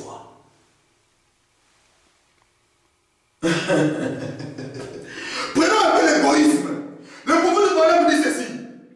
Mais parce que l'égoïsme s'est infiltré là-dedans, que les objectifs n'étaient pas bons, ils ont signé un tas de papiers disant que ce serait comme ceci, alors qu'ils avaient promis qu'ils feraient ça pour le royaume de Dieu. Vous comprenez? Vous avez promis à Dieu que vous allez faire ceci, que vous allez faire cela. Dieu vous le donne. Mais maintenant, les choses ne marchent pas. Les choses ne marchent pas. Pourquoi? Parce que tout ce que vous avez promis à Dieu, vous n'avez pas fait. Oh, alléluia. Praise be to God. Amen. Oui, messieurs. Tout ce que vous avez promis à Dieu. Dieu m'a donné les papiers, j'avais demandé les papiers à Dieu, mais Dieu m'a donné les papiers. Oui, Dieu t'a donné les papiers. Maintenant, les choses ne marchent plus. Depuis que j'ai reçu les papiers, depuis que j'ai reçu la voiture, toujours en panne, toujours problème. Depuis que j'ai eu ce crédit, toujours problème, toujours problème. Mais qu'est-ce que tu avais promis à Dieu? Ce que tu avais promis à Dieu, est-ce que tu l'as déjà réalisé? Tu l'as déjà réalisé? Est-ce que tu l'as déjà réalisé, frère, sœur? Je réponds. Mais, là je suis maintenant à la même prédication, j'avais entendu, mais maintenant j'ai vu au paragraphe 68 maintenant. Il dit, mais parce que l'égoïsme s'est infiltré là-dedans. Il dit que les objectifs n'étaient pas bons. Vous comprenez? Ils ont signé un tas de papiers disant que ce serait comme ça. Vous comprenez? Alors qu'ils avaient promis qu'ils feraient ça pour le royaume de Dieu, mais il semble que c'était pour eux-mêmes. Vous voyez? Est-ce que vous comprenez? Veut dire que tu mens à Dieu. Tu dis aux enfants de Dieu, construisons ceci, faisons ceci, faisons ceci, faisons ceci. Les enfants de Dieu donnent l'argent. C'est pour que tu t'achètes des voitures, des maisons, de ceci, des biens, de ceci, de cela. Tu vas chez un frère, viens, qu'on fasse ceci, qu'on fasse cela, qu'on fasse cela. Ah, le frère, il vient, il dit, ah, ok, c'est bon, on va faire ça, on va faire ça. Ok, ça va. Maintenant, quand tu reçois,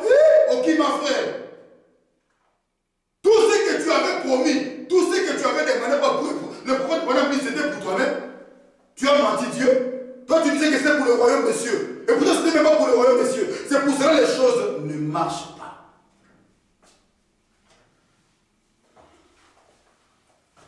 Même prédication, j'avais entendu, mais maintenant je vu. Paragraphe 69, il est dit ceci. Ça ne marchera pas. Rien de ce qui est égoïste ne marchera. Il faut que vos motifs et vos objectifs soient exactement et parfaitement justes. Et c'est alors que vous avez la foi pour demander. Est-ce que vous comprenez? Si notre cœur ne vous condamne pas, nous avons de l'assurance. Je désire ceci pour l'honneur et pour la gloire de Dieu. Alors la foi a un canal dans lequel elle peut passer. Sinon, alors vous avez une foi mentale, intellectuelle et non une foi authentique qui vient de Dieu.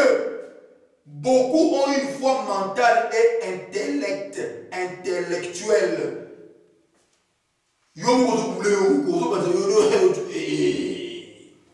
C'est pour ton bien. Et Dieu va te donner pour que tu puisses te perdre encore, pour que tu puisses t'égarer encore de nouveau. Cette foi, il dit, cette foi intellectuelle ne vous mènera à rien. Elle vous procurera peut-être des émotions. Il y aura toujours quelque chose. Il y aura toujours une production. Quand tu mens, il y aura toujours une production. Quand tu fais la ruse, il y aura toujours t'inquiète, il y aura toujours quelque chose. Attends, qui dit, il y aura toujours quelque chose. Mais cela ne t'amènera à rien. Le prophète Branham dit,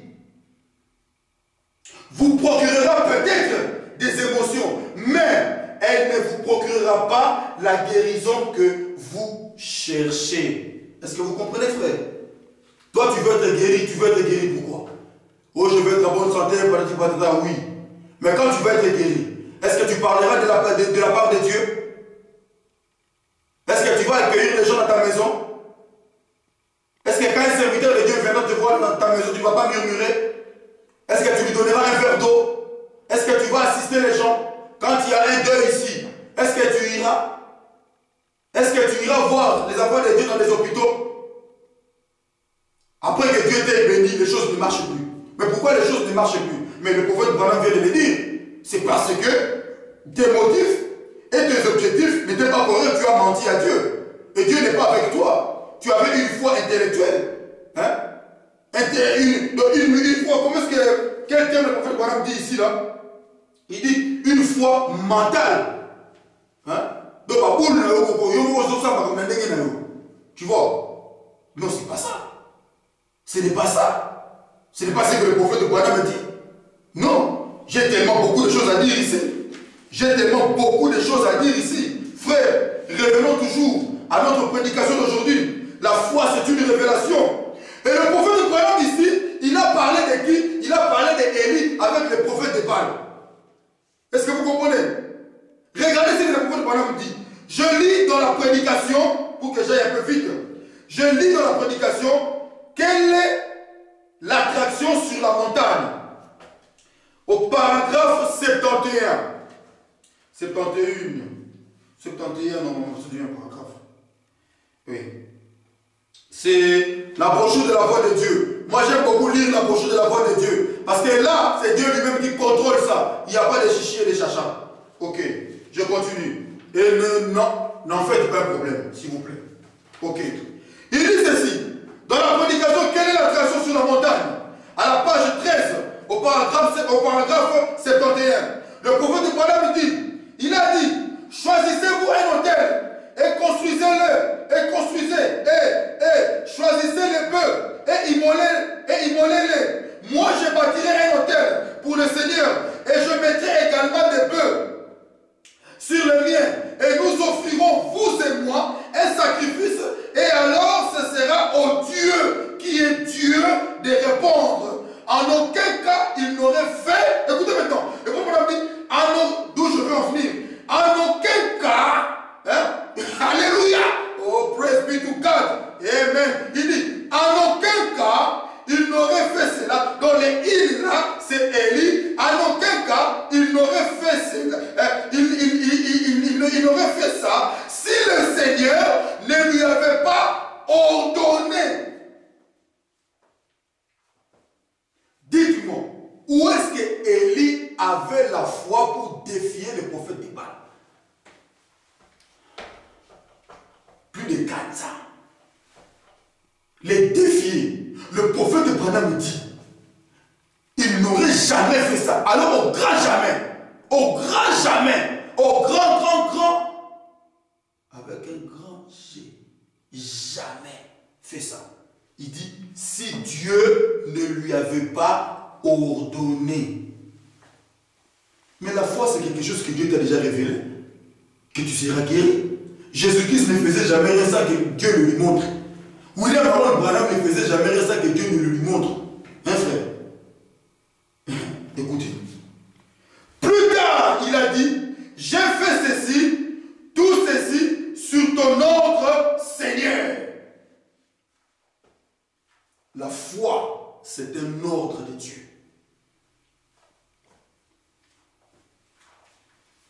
Pour ta maladie, qu'est-ce que Dieu t'a dit? Hein?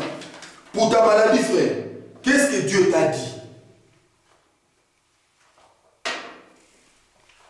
Oh, le prophète Branham a dit, il faut avoir la foi, il faut avoir la foi. Oh, le prophète Branham a dit, quelque part ici, le prophète Branham dit, hein, il dit, donc, quand il dit au nom de Jésus-Christ, hein, il dit que c'est lui. Parce que lui, il ne fait que citer les Écritures. Mais quand il dit, quand vous attendez, je ne sais pas où j'ai lu ça. Oh Seigneur, c'était quelque chose qui fait vraiment lire ça. Il fallait que je lise ça, Seigneur Jésus. Il fallait que je lise ça. Parce que j'ai préparé ça quelque part. Je ne crois pas, j'ai laissé la prédication.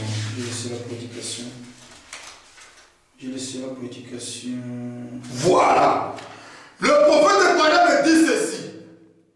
Non, attendez. Il y a une différence entre lui et Dieu. Il dit, quand vous entendez ainsi dit le Seigneur, ce n'est pas lui qui dit. C'est Dieu qui parle. Il dit, ce n'est pas moi, c'est lui. Quand il dit ainsi dit le Seigneur, quand les gens entendaient Branham dire ainsi, ce n'était pas lui. C'est pour ça qu'il disait, quand vous entendez ainsi dit le Seigneur, ça ne peut pas faillir. Parce que ce n'était pas Branham qui disait ça, c'est Dieu qui disait ça. Écoutez ce que le prophète Branham dit. Dans la même prédication, quelle est l'attraction sur la montagne? Il dit ceci. Commençons au paragraphe 17. Dans la même prédication, il dit ceci. Par contre, quand vous entendez cela, revenir tout le... quand vous entendez cela revenir, tout le monde... attendez, je réponds, parce qu'il faut lire ça exactement comme le prophète Branham le dit. Par contre, au paragraphe 17, quelle est cette attention sur la montagne? À la page 4, il dit, par contre, quand vous entendez cela revenir, tout le monde en est conscient. Quand il dit, donc quand il dit, avec un grand I, quand il dit, ainsi dit le Seigneur, voyez-vous, alors ce n'est plus moi qui parle là, c'est lui.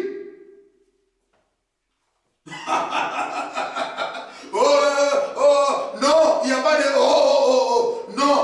Le prophète de Branham dit, paragraphe 17, je réponds dans la prédication, quelle est l'attraction sur la montagne? Il dit, par contre, quand vous entendez cela revenir, tout le monde en est conscient. Quand il dit, le grand roi, ça c'est moi qui rajoute, quand il dit, ainsi dit le Seigneur, écrit en majuscule, voyez-vous, alors ce n'est plus moi qui parle, là, c'est lui. Je descends encore au paragraphe 18, il dit, mais je dis toujours, Jésus-Christ vous a guéri. Donc vous dites que le prophète de Branham disait toujours, Jésus-Christ vous a guéri, Jésus-Christ vous a guéri. Mais quand vous entendez, ainsi dit le Seigneur, vous le savez, ce n'est pas moi, vous allez être conscient, c'est lui. Ainsi dit le Seigneur, c'est Dieu, ce n'est pas Branham. Il dit, mais je dis toujours, mais alléluia, oh, praise God, amen. Bénissons le nom de Jésus-Christ. Il dit ceci, mais je dis toujours, Jésus-Christ vous a guéri. Le prophète de Branham ne disait pas ainsi dit le Seigneur. Celui qui disait ainsi dit le Seigneur, c'était la personne de Dieu lui-même. Il dit, moi Branham, je dis toujours, Jésus-Christ vous a guéri. C'est exactement la vérité. Il a été blessé pour nos transgressions. Par ses meurtrissures, nous avons été guéris. Voyez. Par contre, quand cela vient,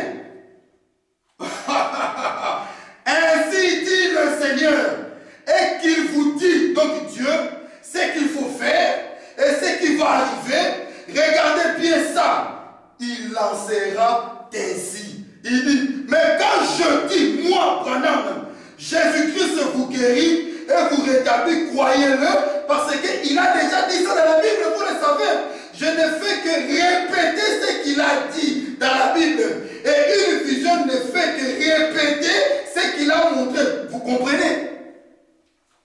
Branham, lui, il était basé sur des visions, sur ce que Dieu lui disait.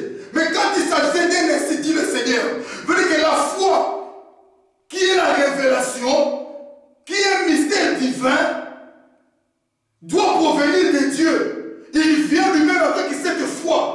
Il met en toi pour ramener la chose qui est invisible, qui n'existe pas, et l'amener à l'existence pour que tu puisses le palper. Il y a que Dieu qui peut faire ça. Il y a que Dieu qui peut pousser une jambe. Il y a que Dieu qui peut créer les yeux dans les orbites.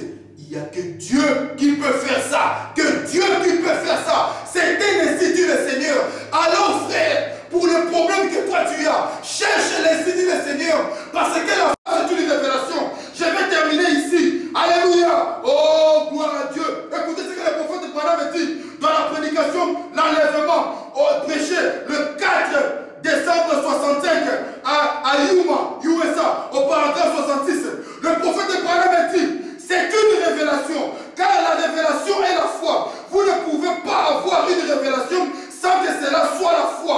La foi est une révélation, parce que c'est quelque chose qui vous est révélé. La foi est une révélation. La foi, c'est quelque chose qui nous a été révélé, comme cela fut avec Abraham, qui pouvait appeler tout ce qui était contraire à ce qui lui avait été révélé comme n'existant pas. C'est cela que la foi, c'est la vérité, c'est la révélation de Dieu. L'église est bâtie sur une révélation. Le corps tout entier l'est.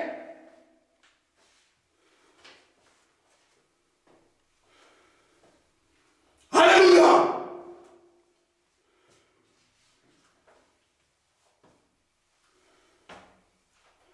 On a passé plus d'une heure pour parler de la foi. La foi, c'est une révélation. Toute l'église est basée sur la foi. Toute l'église est basée sur le mystère. Toute l'église est basée pour les choses mystiques. Toutes les choses, c'est basé sur les choses mystiques et divines. Les choses pas mystiques de la sorcellerie, mais des choses divines venant de Dieu. La foi. Tu veux avoir la foi, frère? Oh, je ne termine pas là, frère. La chose est là. Je ne termine pas là ma citation comme au coin. Je ne termine pas là. Prenons la prédication, l'absolu. Je vais vous raconter une histoire. Parce que moi j'aime beaucoup les histoires que le prophète Branham raconte. L'absolu.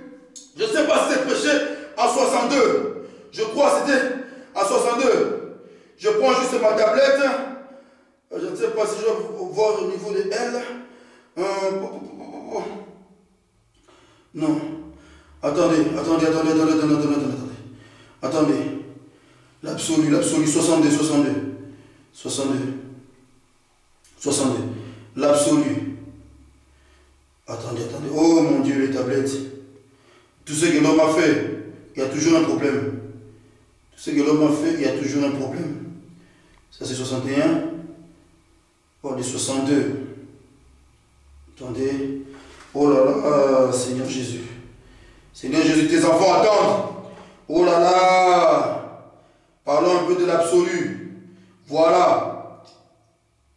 L'absolu, non, c'est pas ça. L'absolu, oui. Au paragraphe, je crois, 300... Au paragraphe 313, je crois.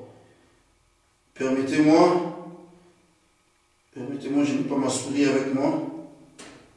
Au paragraphe 313, vous allez comprendre. Vous allez comprendre, frère. Il faut être violent. Violent avec les choses de Dieu pour aller au ciel. Il faut être violent. Ne laissez pas quelqu'un, le diable est le téléphone maïele. Non. Il faut être violent, violent, violent, violent, violent. Il faut vraiment être violent.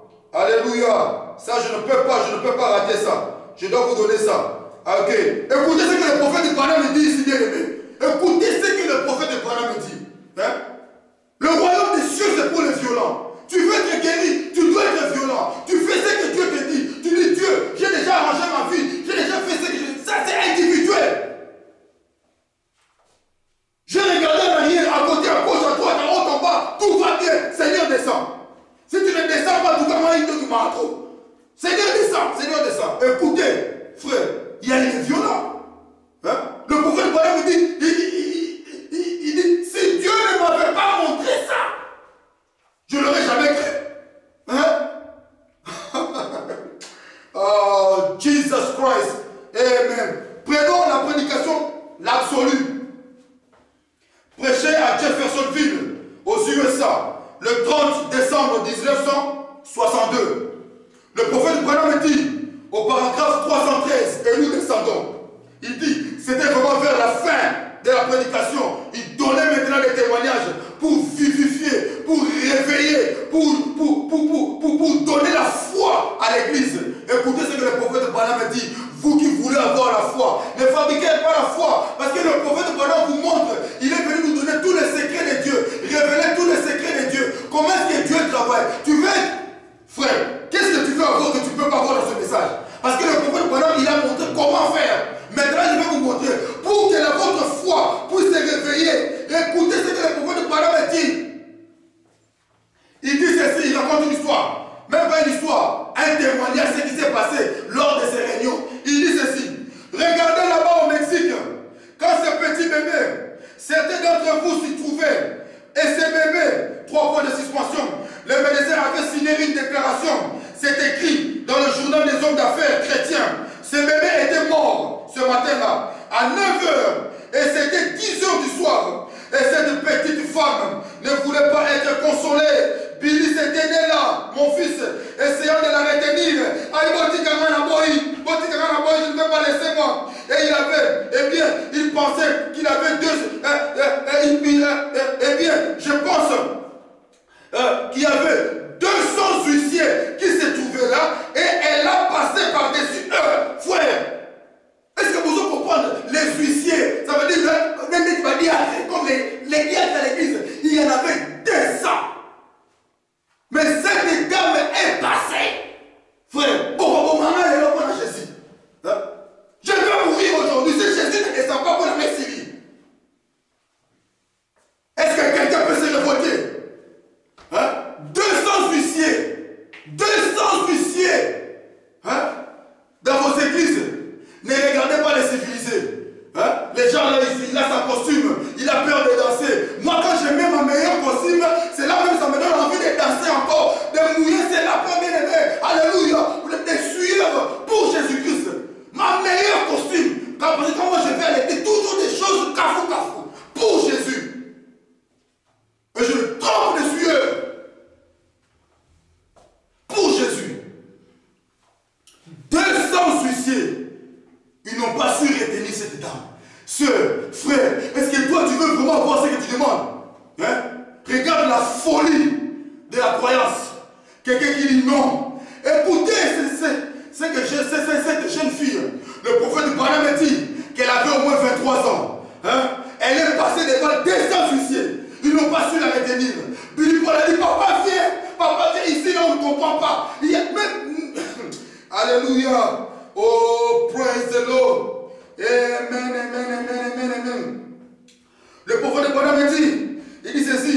Où est-ce que j'étais? Il dit, Billy s'était né là, mon fils, essayant de la retenir.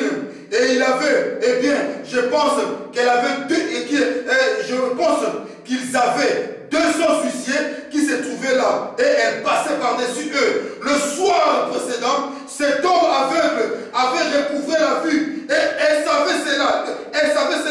Elle était catholique. Mais finalement, j'ai dit, vas-y frère mort et prie pour elle. Parce que ce bébé, il pleuvait à verse. Là-bas, il s'est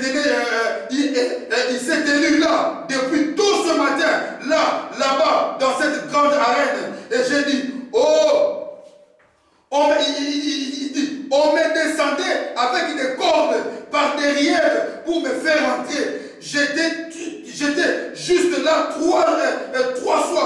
je me suis tenu là et j'ai dit, comme je disais, je prêchais et j'ai regardé, j'ai vu un petit bébé juste là devant moi et un petit bébé mexicain qui n'avait pas de dents, qui était juste là et qui riait juste devant moi. J'ai dit, attends, une minute, frère mort, amène-la ici. Oh, un absolu. Écoutez frère, je vais vous expliquer. Le prophète Branham m'a dit, tellement que Billy Paul est venu lui dire, regarde cette dame-là, viens. Le prophète Branham me dit, même pour entrer dans cette arène, les choses qu'on construisait là, pour accueillir les gens comme une tente, là où il faisait la réunion, il pleuvait comme pas possible. La fille là, elle était là avec son bébé morte. Là, amenez-moi la Koufa. Amenez-moi la Koufa. Le bébé était mort. Les gens ne savaient pas. Ils pensaient que l'enfant dormait. Mais la fille savait ce qui se passait. Mais quand Branham ne pouvait pas entrer, il y avait tellement du monde. Avec des fils et des ceci, ils ont fait entrer Branham en cascade, pour entrer même dans la salle. Alléluia. Mais tellement qu'il y avait des agitations, la fille s'est dit, jamais, l'homme de Dieu est là, l'onction est là, la piscine de Bethesda a bougé, c'est moi qui vais entrer, même si cela il tombe, moi je vais entrer, il est là. Le prophète Branham me dit, frère mort, va prier pour elle.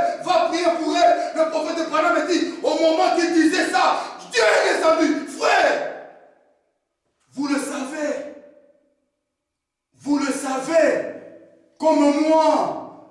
Oh, la colonne de feu, hein? Dieu, l'ange qui était à côté de Branham, hein? Que Meda avait vu. Alléluia, cet ange, s'il y avait une foi dans la salle, cet ange, la foi d'une personne pouvait faire quitter le Saint-Esprit, Dieu Tout-Puissant, jusque dans cette femme, et tourner le regard de son serviteur. Toi là-bas, ta foi est grande, toi, tu es guéri, tu as ceci, tu viens de ceci, tu t'appelles ceci, et voici, la foi, l'assurance, la persévérance, frère. Et le prophète Branham a dit, cette femme, elle disait, non, je connais cet homme. 40 ans, cet homme, il était ici aveugle. Oh non, ici au Mexique, tout le monde le connaît. Mais cet homme de Dieu, cet homme-là a été guéri. Non. S'il a guéri cet homme qui était aveugle, ma fille va ressusciter. Vous voyez le secret de la foi, hein? Le secret des témoignages, vous les prédicateurs. Il faut laisser les gens donner des témoignages à l'église. Ça réveille les gens. Ça crée quelque chose à l'église. Donnez des témoignages. Les témoignages, les miracles à l'église, ça crée la foi dans les gens. Seigneur, si tu as fait pour Abraham, pourquoi pas moi? Tu es le Dieu d'Abraham. Je suis sûr que tu le feras. Je me tiens là, je ne bouge pas. Je t'attends. Viens. Come on, my God. Come on. I'm waiting for you. I'm waiting. Come on. J'attends. Je suis prêt. Viens, Seigneur. Oh là. S'il y a quelqu'un qui peut se lever là où il est, là où elle est en ce moment, alléluia, et dire que Seigneur, ce que tu as fait, Seigneur mon Dieu, mon roi, pour les gens, pour telle personne, vous connaissez. Ça ici, le frère Branham qui raconte, toi tu n'étais pas là, mais dans ton église, dans ton quartier, là où tu étais, tu sais ce que Dieu a fait dans ta vie, tu sais ce que Dieu a fait un jour dans ta vie. Jadis, il a fait ceci. Le Dieu de jadis, la Bible dit, il est jadis, aujourd'hui et éternellement. Le même hier, aujourd'hui et éternellement. Il ne change pas. Il n'est pas simplement hier ou éternellement. Aujourd'hui aussi pour toi, pendant que tu vis, le Dieu vivant, la foi qui amène la révélation, la foi qui est une révélation, viendra en toi et tu verras ta guérison. Tu verras la chose que tu espères s'accomplisse. Ce que tu ne vois pas, tu le verras, tu vas le palper. Oh frère bien-aimé, écoutez ce que le prophète Branham dit. Je continue, toujours dans l'absolu. Là où je lisais au paragraphe, à partir du paragraphe 313, maintenant je suis au paragraphe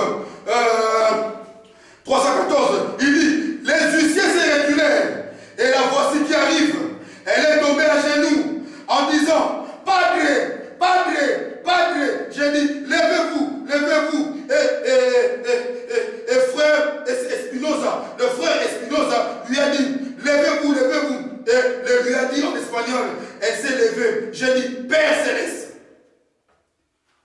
le prophète Abraham, Dieu lui a donné une vision sur place. Est-ce que vous comprenez? Donc, Nalinga n'a pas vision ya Malakata. Hein? Veut dire que ce n'était pas prévu.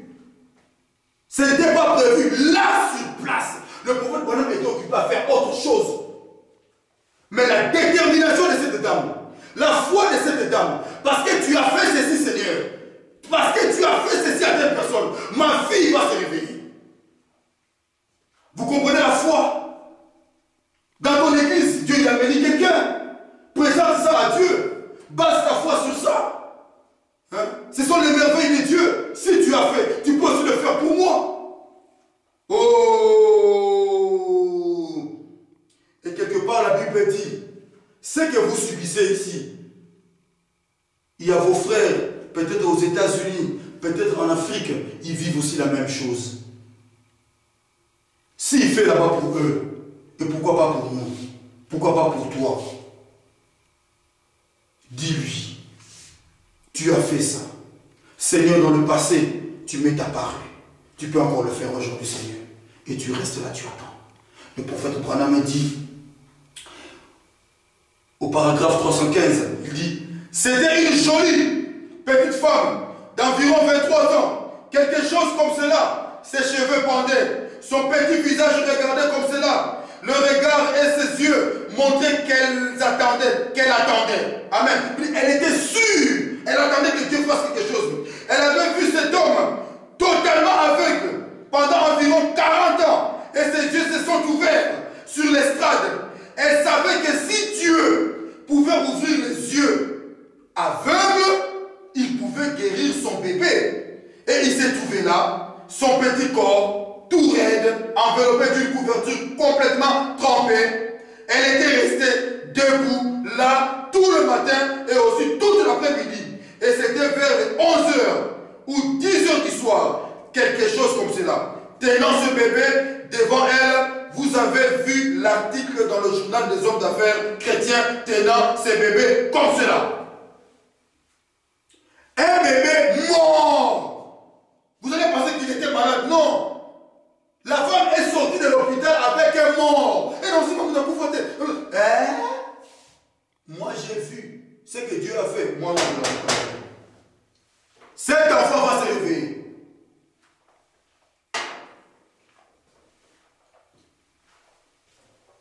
Un bébé mort à l'église.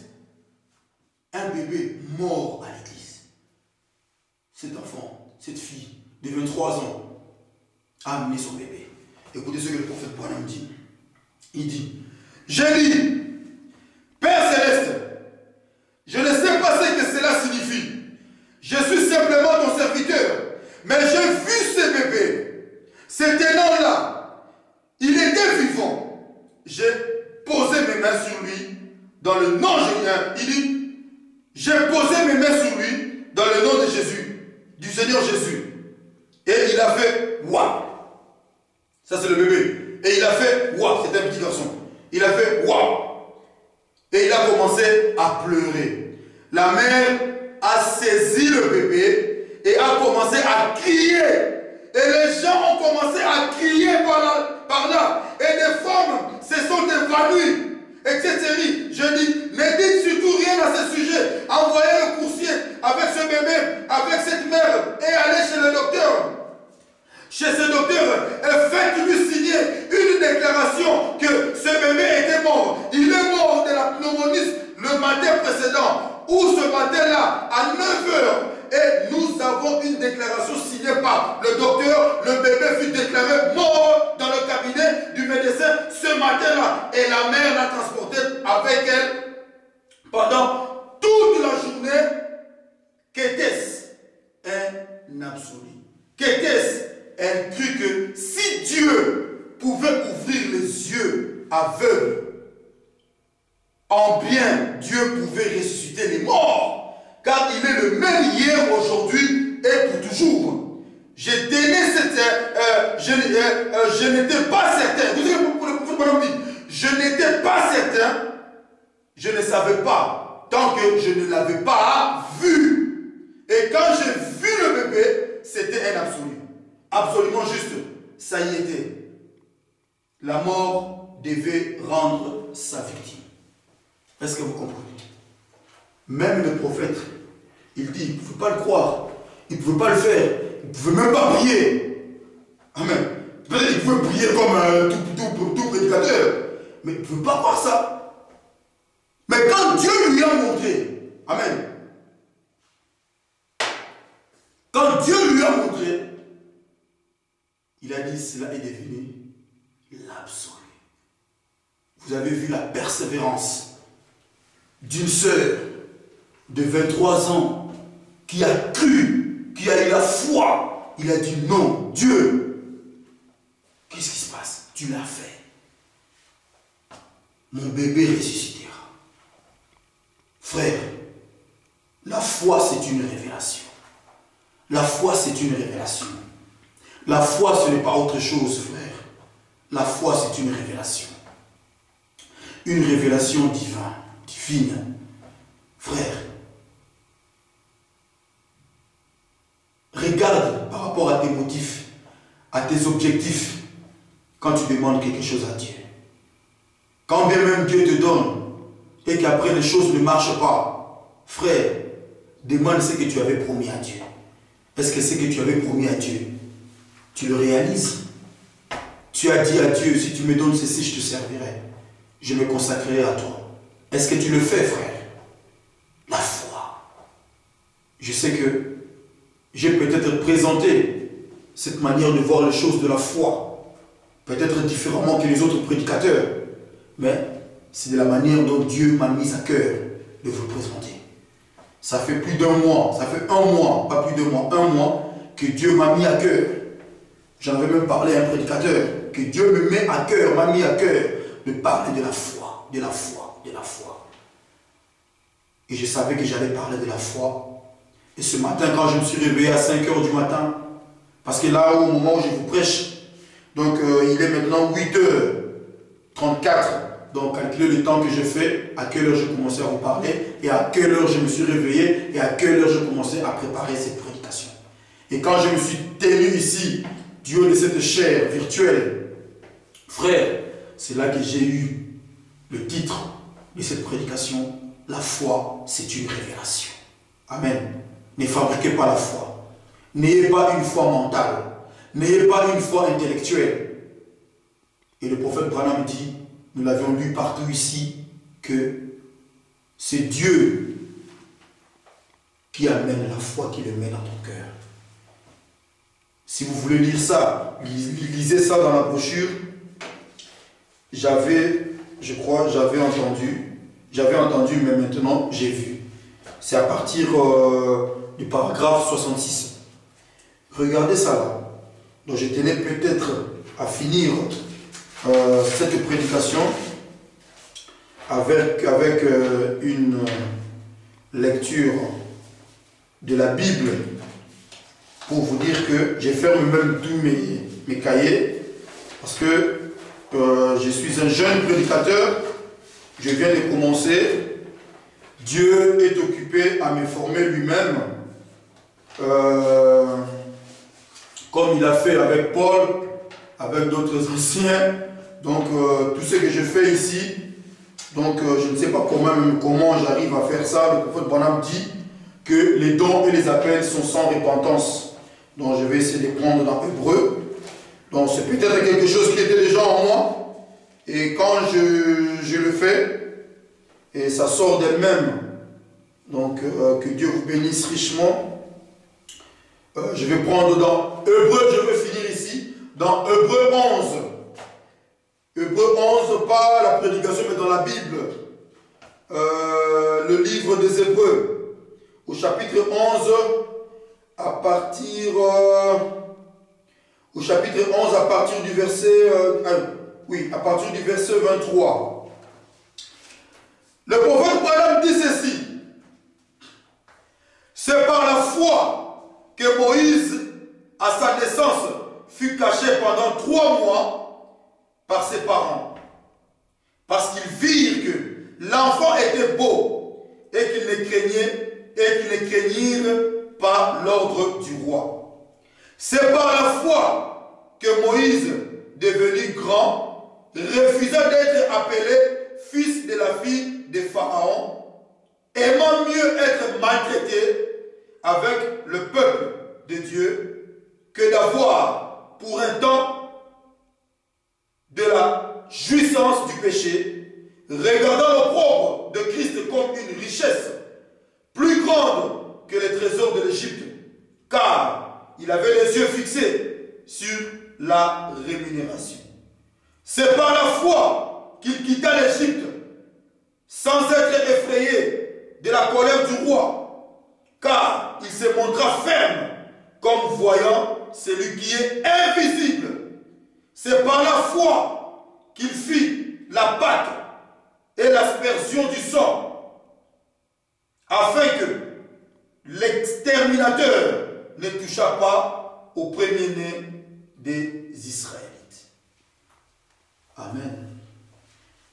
Que le Seigneur Jésus-Christ vous bénisse. Prenons un peu Abraham aussi, toujours Hébreu, au chapitre 8, il dit, au Hébreu 11, il dit, c'est par la foi qu'Abraham, lors de sa vocation, obéit et partit, là où nous avons parlé, pour un lieu qu'il devait recevoir en héritage, et qu'il partit sans savoir où il allait.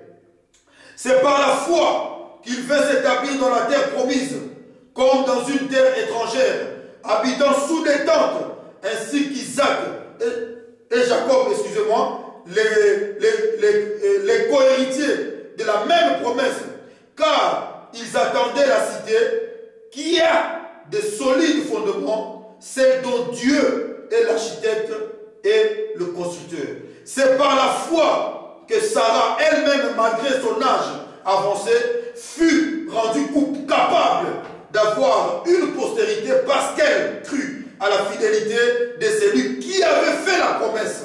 C'est pourquoi d'un seul homme, déjà usé de corps, naquit une postérité, nombreuse comme les étoiles du ciel, comme le sable qui est sur le bord de la mer et qu'on ne peut compter. C'est dans la foi qu'ils sont tous morts, sans avoir obtenu les choses promises, mais ils ont vu et salué de loin, reconnaissant qu'ils étaient étrangers et voyageurs sur la terre. Ceux qui parlent ainsi montrent qu'ils cherchent une patrie. Ils avaient eu en vue celle d'où ils étaient sortis. Ils auraient eu le temps d'y retourner. Mais maintenant, ils en désirent une meilleure, c'est-à-dire une céleste. C'est pourquoi Dieu n'a pas honte d'être appelé leur Dieu, car il leur a préparé une cité. Amen. C'est par la foi qu'Abraham offrit Isaac, lorsqu'il fut mis à l'épreuve, et qu'il offrit son fils unique, lui qui avait reçu les promesses, et à qui il avait été dit, en Isaac sera nommé pour toi une postérité. Il pensait que Dieu est puissant même pour ressusciter les morts. Aussi, les recouvra-t-il par une sorte de résurrection. C'est par la foi qu'Isaac bénit Jacob et Ésaü en vue des choses à venir. C'est par la foi que Jacob mourant bénit chacun de ses enfants, de ses fils, chacun de ses fils de Joseph, et qu'il adora appuyé sur l'extrémité de son bâton. C'est par la foi que Joseph mourant fit mention de la sortie des fils d'Israël et qu'il donna des ordres au sujet de ses eaux. Amen. Donc vous comprenez que tout était par la révélation. Donc la foi, c'est une révélation. C'est ça que nous venons de parler, bien-aimés. Ayez la foi. Nous avons parlé de la foi pour des choses peut-être qu'on a besoin ici sur la terre. Mais avec tous les événements que nous voyons, laisse-moi ouvrir encore une petite brèche pendant une minute. Oh, frères et sœurs, laisse-moi vous dire une chose, que le temps n'est plus. Nous n'avons plus le temps. Cherchez la foi de l'enlèvement. La foi de l'enlèvement se trouve dans les brochures dans les brochures, laisse-moi vous le montrer, du prophète William Marion Branham. C'est ça la foi. C'est ça la foi pour cet âge. Parce que c'est ce message qui nous prépare pour aller en enlèvement. Bien-aimés, que le Seigneur Jésus-Christ vous bénisse, que Dieu vous garde, qu'il vous assiste et qu'il vous guérisse, qu'il vous donne toutes choses, tout ce que vous avez besoin. Que Dieu vous bénisse. Inclinons nos têtes et nous allons prier le Seigneur. Prions le Seigneur. Précieux tendre Père Céleste, encore une fois, que l'honneur et la gloire te reviennent, Seigneur Jésus. Je viens de parler de ta part. Et tant qu'un homme, certainement quelque part, j'ai pu dire quelque chose qui pourrait éventuellement effrayer quelqu'un, ou par ma pulsion, ou par mes gestes, ou par ce que je suis, j'ai peut-être quelque part, Père bien-aimé, offensé quelqu'un. Puisses-tu me pardonner et donne à cet homme ou à cette personne un cœur de pardon pour qu'il puisse me pardonner, pour que je puisse aller de l'avant. Seigneur Jésus-Christ, donne la foi à tes enfants. Nous sommes des humains. Tu es passé par ici, Seigneur Jésus. Tu as vu comment est-ce que nous souffrons dans la chair. Ce n'est pas facile pour nous d'avoir la foi. Mais Seigneur, nous comptons sur toi, Seigneur. Tu peux beau parler, Seigneur Jésus-Christ, mais toi-même tu sais ce qui se passe ici, Seigneur. Assiste tes enfants et donne-leur la foi, Père bien-aimé des Tout-Puissants, pour qu'ils puissent, Père bien-aimé des Tout-Puissants, vaincre Goliath, pour qu'ils puissent être bénis, pour qu'ils puissent vaincre tous les Philistins, Seigneur notre Dieu. Tu es le même Dieu, le Dieu d'Abraham, le Dieu de Moïse, le Dieu d'Isaac,